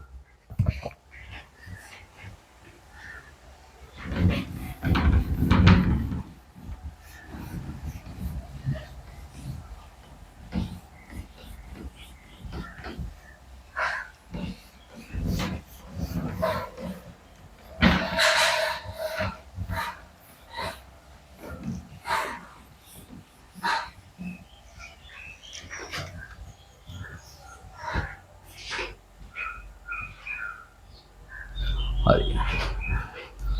10 වෙනි ප්‍රශ්නේ ගන්න.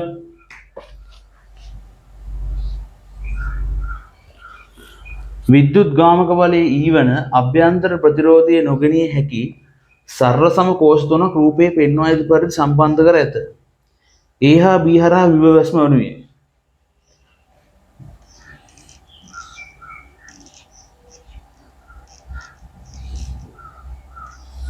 මෙන්න කෝෂ මේ දෙක සමාන්තරගතව තියෙන්නේ.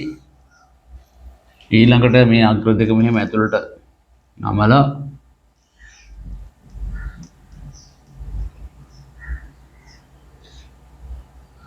කොහොම තියෙන්නේ. මෙයා I මෙයා T මෙයා T මෙයා A මෙයා B නේ. ළමයි මම මේ රූප ටිකක් පැහැදිලි කරගන්න මේ B අග්‍රේ මේ පැත්තට එළියට අදිනවා. එතකොට මම මේක එළියට ඇදලා තිබ්බොත් එහෙම මෙන්න මෙහෙම මේ B අග්‍රය මට පුළුවන් මේ පැත්තට ඇඳ ගන්න. එතකොට ටිකක් ගාන වලට පැහැදිලිව පේන්න ගන්නවා. මෙන්න B මම මෙහෙම. ඕන්න අපිට ඒවත් මෙහෙම එළියට ඇදලා අදින්න පුළුවන්. කම්බිනේ අවුලක් නැහැ. හරි. දැන් මෙහෙම කෝෂ දෙකක් තියෙද්දී මේ දෙන්නගේ සමග ප්‍රතිරෝධය කීයද? නොගැනිය හැකි අභ්‍යන්තර ප්‍රතිරෝධය නොගැනිය හැකිලු. අභ්‍යන්තර ප්‍රතිරෝධය ගැන හිතන්න එපා. හරි. දැන් හිතන්න මෙහෙම සමාන්තරගත කෝෂ පද්ධතියක් තිබ්බොත් එහෙම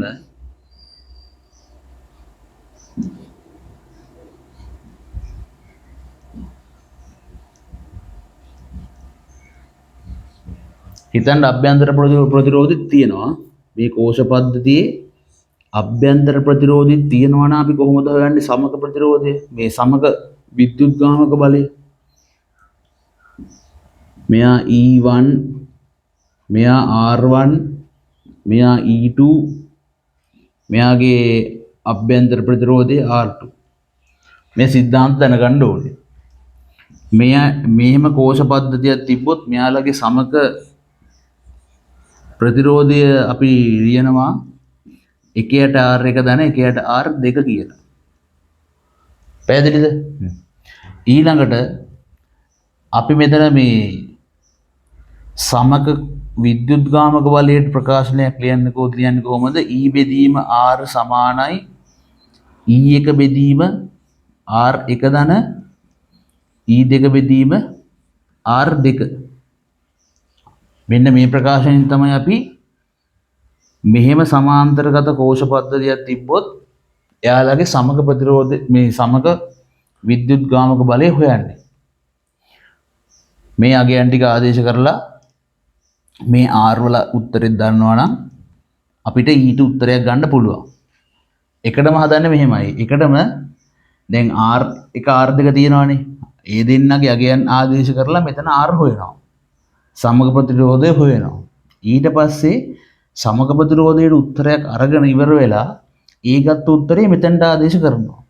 මෙතනට ආදේශ කරලා E1 E2 වලගේ මේ විදිහට දාලා මේක සුළු කරපුවාම අපිට ඊට උත්තරයක් ගන්න පුළුවන්. එහෙම තමයි හදන්නේ. හරි. දැන්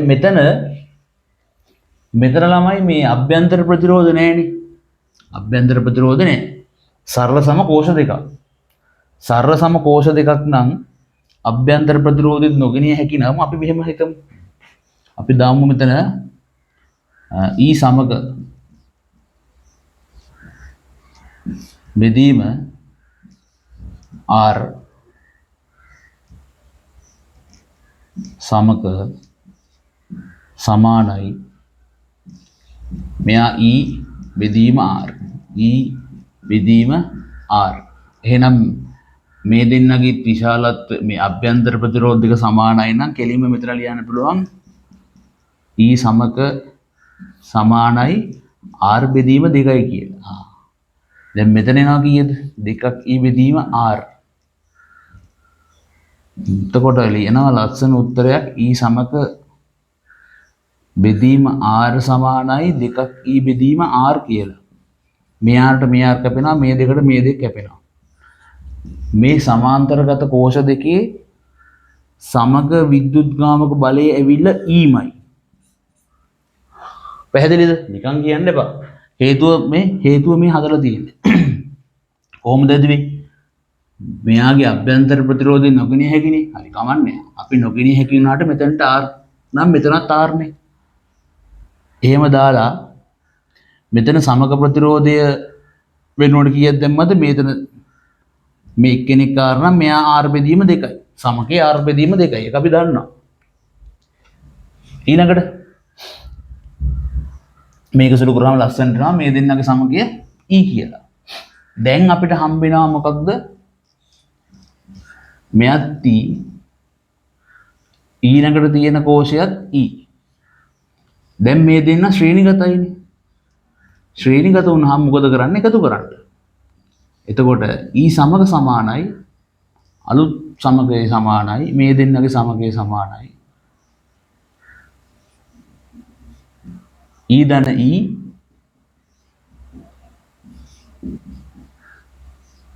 දෙකක් E. ඔහොම තමයි ඊට පස්සේ කෝෂ දෙකේ සමගය ගන්න. මේ දෙන්න ශ්‍රේණිගතයි.